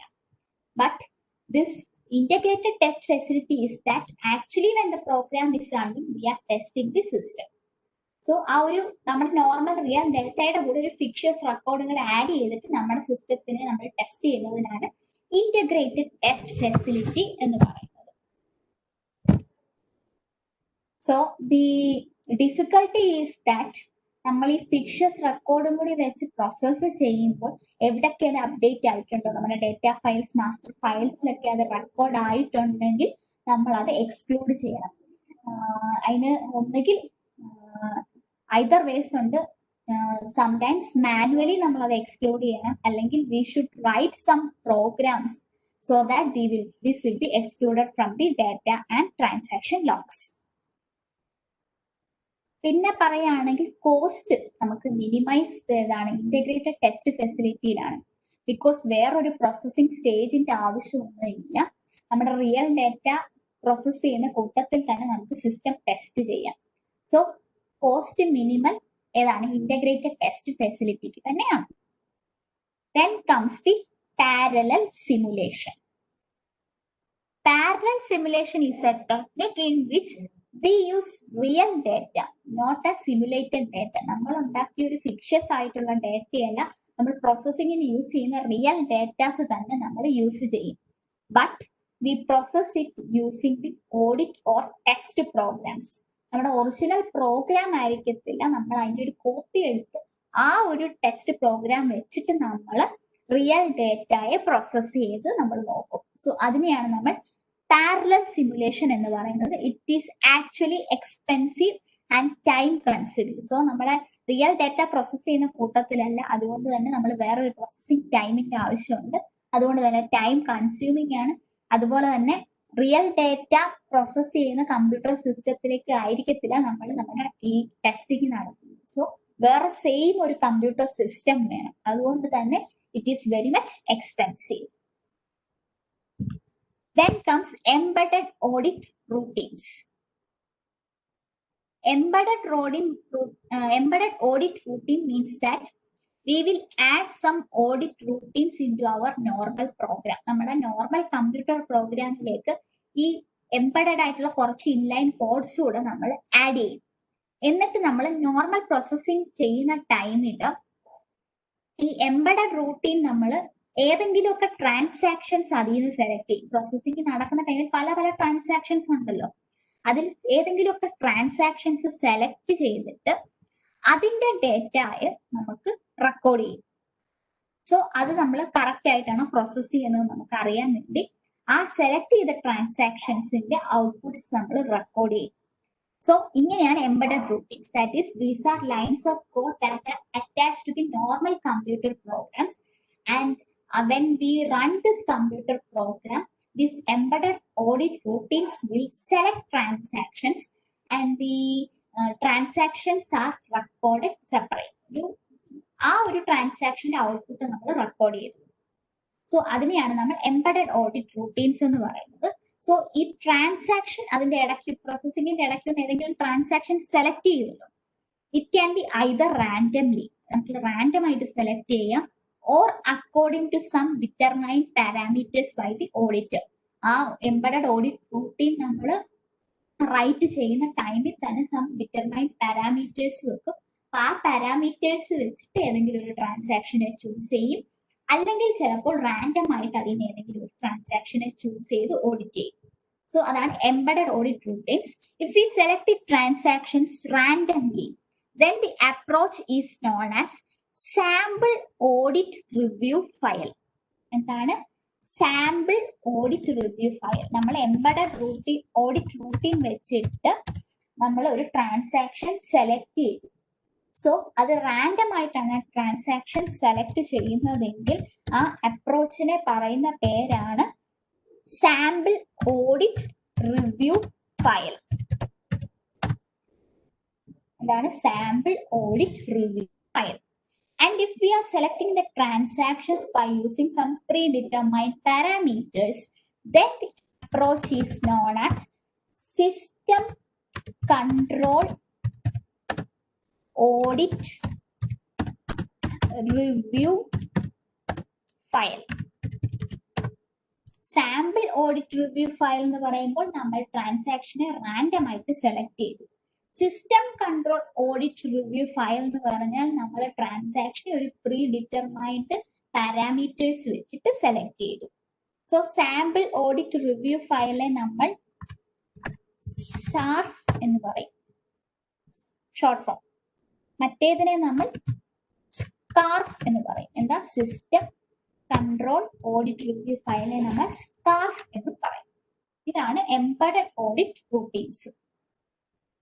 സോ എംബഡഡ് ഓഡിറ്റ് റൂട്ടീൻസ് കഴിഞ്ഞാൽ പിന്നെ വരുന്നത് എക്സ്റ്റെൻഡഡ് റെക്കോർഡ്സ് ആണ്. Extended records means that same audit routine പോലെ നമ്മൾ ഉള്ള കമ്പ്യൂട്ടർ പ്രോഗ്രാം മോഡിഫൈ ചെയ്യും. And we will tag some specific transactions. അതിൽ ഏതെങ്കിലും ഒരു സ്പെസിഫിക് ട്രാൻസാക്ഷൻ നമ്മൾ സെലക്ട് ചെയ്യും. And we will save all their processing steps and outputs in an extended record. ഒരു പുതിയ റെക്കോർഡ് ഫയലായിട്ട് ആ ഒരു പർട്ടിക്കുലർ ട്രാൻസാക്ഷന്റെ പ്രോസസ്സിംഗ് സ്റ്റെപ്സും ഔട്ട്പുട്ട്സും എല്ലാം റെക്കോർഡ് ചെയ്യും. അതിനെയാണ് നമ്മൾ പറയുന്നത് എക്സ്റ്റെൻഡഡ് റെക്കോർഡ്സ് എന്ന് പറയുന്നത്. ഇവിടെയും ചിലപ്പോൾ ക്രൈറ്റീരിയ വെച്ചിട്ടായിരിക്കും ട്രാൻസാക്ഷനെ സെലക്ട് ചെയ്യുന്നത്, അല്ലെങ്കിൽ ചിലപ്പോൾ റാൻഡം ആയിട്ടായിരിക്കും. പിന്നെയുള്ളത് സ്നാപ്ഷോട്ട് ആണ്. Snapshot is same like this extended record. ഒരു ട്രാൻസാക്ഷൻ നമ്മൾ സെലക്ട് ചെയ്ത് ടാഗ് ചെയ്തിട്ട് അതിന്റെ പ്രോസസ്സിംഗ് സ്റ്റെപ്സും ഔട്ട്പുട്ട്സും ഒക്കെയാണ് നമ്മൾ നോക്കുന്നത്. Here we do not use an extended record. Instead we print out the processing steps. നമ്മുടെ ആ ഒരു പർട്ടിക്കുലർ ട്രാൻസാക്ഷന്റെ കണ്ടന്റ്സും അതിന്റെ ഔട്ട്പുട്ട്സും സെലക്ടഡ് മെമ്മറി ഏരിയാസിൽ നിന്നും അതിനെ നമ്മൾ പ്രിന്റ് ഔട്ട് ചെയ്യും. അങ്ങനെയാണ് നമ്മൾ സ്നാപ്ഷോട്ട് എന്ന് പറയുന്നത്. സ്നാപ്ഷോട്ട് എന്ന് പറയുന്ന ഒരു പർട്ടിക്കുലർ ഏരിയ എടുത്തിട്ട് അതിന്റെ സ്നാപ്ഷോട്ട് എടുക്കുക. അത് തന്നെ ട്രാൻസാക്ഷൻ സെലക്ട് ചെയ്തു, അത് ഏത് കമ്പ്യൂട്ടർ മെമ്മറി ആണോ മോഡിഫൈ ചെയ്തുകൊണ്ടിരിക്കുന്നത് ആ ഒരു പൊസിഷൻ എടുക്കുക, അവിടുത്തെ ആ ഒരു സ്നാപ്ഷോട്ട് എടുക്കുക, അത് തന്നെ സ്ക്രീൻഷോട്ട് എടുക്കുക. അത്രേ ഒരു സ്നാപ്ഷോട്ട് എന്ന് പറയുന്നത്. എക്സ്റ്റൻഡഡ് റെക്കോർഡ് വരുമ്പോൾ അതൊരു റെക്കോർഡിലേക്ക് നമ്മൾ റൈറ്റ് ചെയ്യും. ഇവിടെ അതിന്റെ ഒരു സ്നാപ്ഷോട്ട് എടുക്കും. അതാണ് ഇത് തമ്മിലുള്ള ഡിഫറൻസ് എന്ന് പറയുന്നത്. Then come tracing. ട്രേസിംഗ് എന്ന് പറഞ്ഞാൽ it provides an detailed audit of all the instructions executed by a program. ആ ഒരു പ്രോഗ്രാമിലുള്ള എല്ലാ ഇൻസ്ട്രക്ഷൻസിന്റെയും ഡീറ്റെയിൽഡ് ആയിട്ടുള്ള ഓഡിറ്റ് ആണ് ട്രേസിംഗ് എന്ന് പറയുന്നത്. ട്രേസിംഗ് ഓർത്താൽ മതി, ലൈൻ ബൈ ലൈൻ എല്ലാ ഇൻസ്ട്രക്ഷനെയും അത് ട്രേസ് ചെയ്യും. അങ്ങനെ ഓരോ ഇൻസ്ട്രക്ഷന്റെയും ഡീറ്റെയിൽഡ് ഓഡിറ്റ് ട്രയൽ എടുക്കുമ്പോൾ എന്താണ്, ആ ഒരു പർട്ടിക്കുലർ പ്രോഗ്രാമിൽ ഒരുപാട് ലൈൻസ് ഓഫ് കോഡ് കാണും അല്ലെ, ഒരുപാട് ഇൻസ്ട്രക്ഷൻസ് കാണും. സോ ഇതിനെ എല്ലാം കൂടെ നമ്മൾ ഇങ്ങനെ ട്രേസ് ചെയ്യുമ്പോൾ it will provide thousands of records. ഒരുപാട് റെക്കോർഡ്സ് ആയിരിക്കും ആ ഒറ്റ ഒരു ഇതുകൊണ്ട് നമുക്ക് കിട്ടുന്നത്. സോ അതുകൊണ്ട് തന്നെ ഇതെല്ലാം കൂടെ നമുക്ക് ഡിഫിക്കൽട്ട് ആയിരിക്കും മാനേജ് ചെയ്യാൻ. സോ ട്രേസിങ് നമ്മൾ ഇങ്ങനെ എല്ലാ ഇൻസ്ട്രക്ഷനും എടുക്കാതെ ചിലപ്പോൾ നമ്മൾ ചില ഇതിനെ മാത്രം ടാഗ് ചെയ്ത് അതിനെ മാത്രം നമ്മൾ ഡീറ്റെയിൽഡ് ആയിട്ടുള്ള ഓഡിറ്റ് ട്രയൽ എടുക്കും. ഓൾസോ നമ്മൾ ഇങ്ങനെ ഒരു ട്രേസിംഗ് ഇപ്പൊ കോൾ ഇൻസ്ട്രക്ഷന്റെ എടുക്കുകയാണെങ്കിൽ എന്തെങ്കിലും അൺയൂസ്ഡ് ആയിട്ട് ഇടയ്ക്ക് എക്സിക്യൂട്ട് ആവാത്ത കുറച്ച് ലൈൻസ് ഓഫ് കോഡ് വല്ലതും ഉണ്ടെങ്കിൽ, നമ്മുടെ നേരത്തെ പറഞ്ഞ പോലെ മറ്റേ ലോജിക് ബോംബ്സ് ഒക്കെ ഉണ്ടെങ്കിൽ നമുക്ക് പെട്ടെന്ന് കണ്ടുപിടിക്കാൻ പറ്റുന്ന ഒരു മെത്തേഡാണ് ട്രേസിംഗ് എന്ന് പറയുന്നത്. അങ്ങനെയാണെങ്കിൽ അവിടെ എന്തോ അൺഓതറൈസ്ഡ് മോഡിഫിക്കേഷൻ നടന്നിട്ടുണ്ട് എന്ന് നമുക്ക് ഡിറ്റക്ട് ചെയ്യാൻ പറ്റും. അതായത് ഇൻസ്ട്രക്ഷൻ ബൈ ഇൻസ്ട്രക്ഷൻ ആണ് നമ്മൾ ഓഡിറ്റ് ട്രയൽ നടത്തിക്കൊണ്ടിരിക്കുന്നത്. സോ എന്തെങ്കിലുമൊക്കെ എക്സിക്യൂട്ട് ആവുന്നില്ലെങ്കിൽ നമുക്ക് അവിടെ എന്തെങ്കിലും ഒരു ചേഞ്ച് വന്നിട്ടുണ്ട് എന്ന് നമുക്ക് ഐഡന്റിഫൈ ചെയ്യാൻ പറ്റും. Then mapping. Mapping involves using special software to monitor the execution of a program. ഒരു സ്പെഷ്യൽ സോഫ്റ്റ്വെയർ യൂസ് ചെയ്തിട്ട് നമ്മുടെ പ്രോഗ്രാം എക്സിക്യൂഷനെ മോണിറ്റർ ചെയ്യുന്നതിനെയാണ് നമ്മൾ മാപ്പിംഗ് എന്ന് പറയുന്നത്.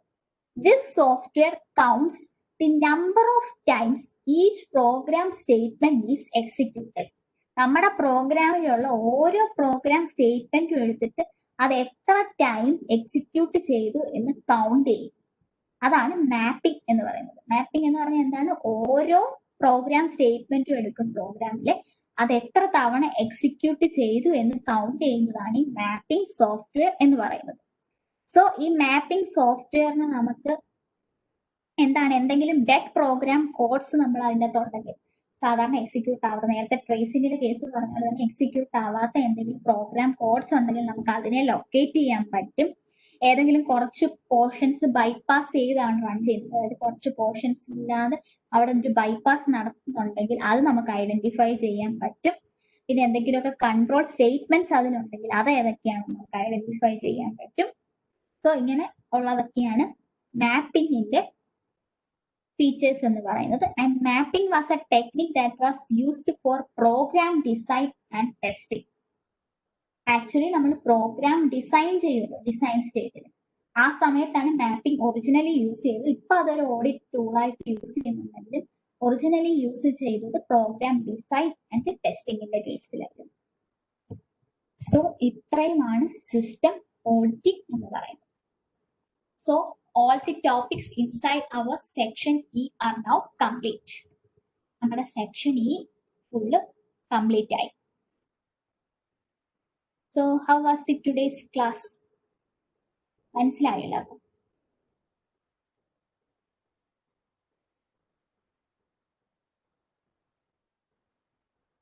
എന്തെങ്കിലും ചോദിക്കാനുണ്ടോ?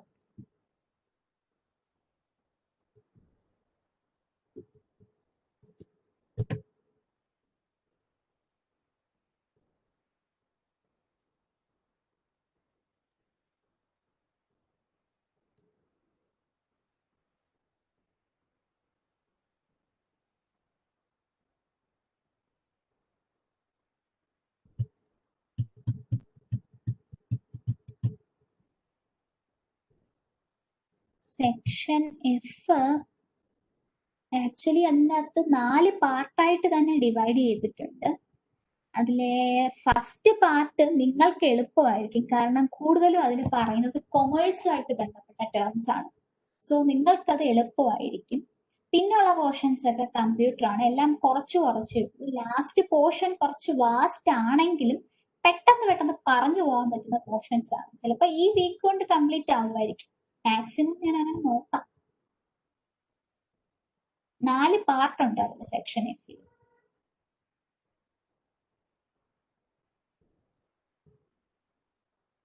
ഓക്കെ, ഇതില് ഒന്ന് ഓടിച്ചു നോക്കിക്കോ.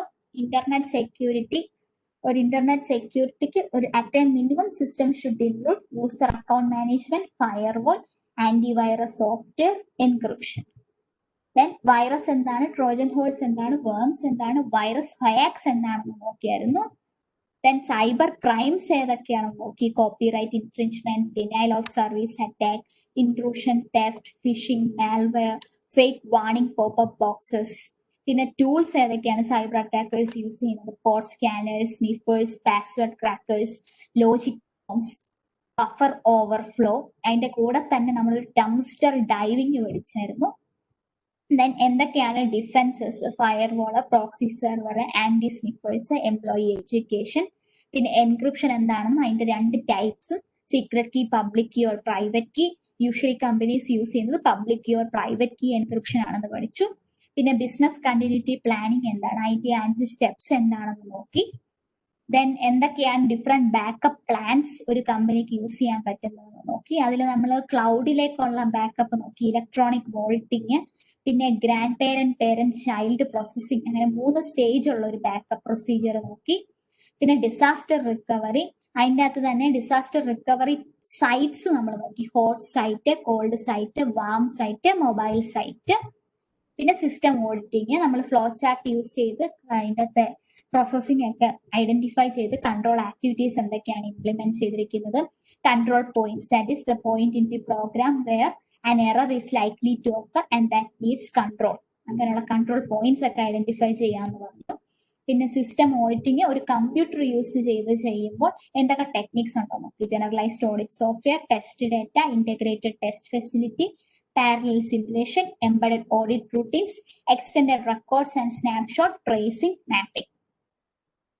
സോ ഇത്രയായിരുന്നു ബാക്കി ഓപ്ഷൻസ്.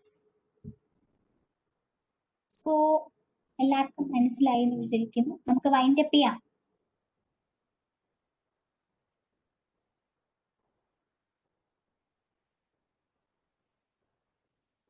Okay, thank U.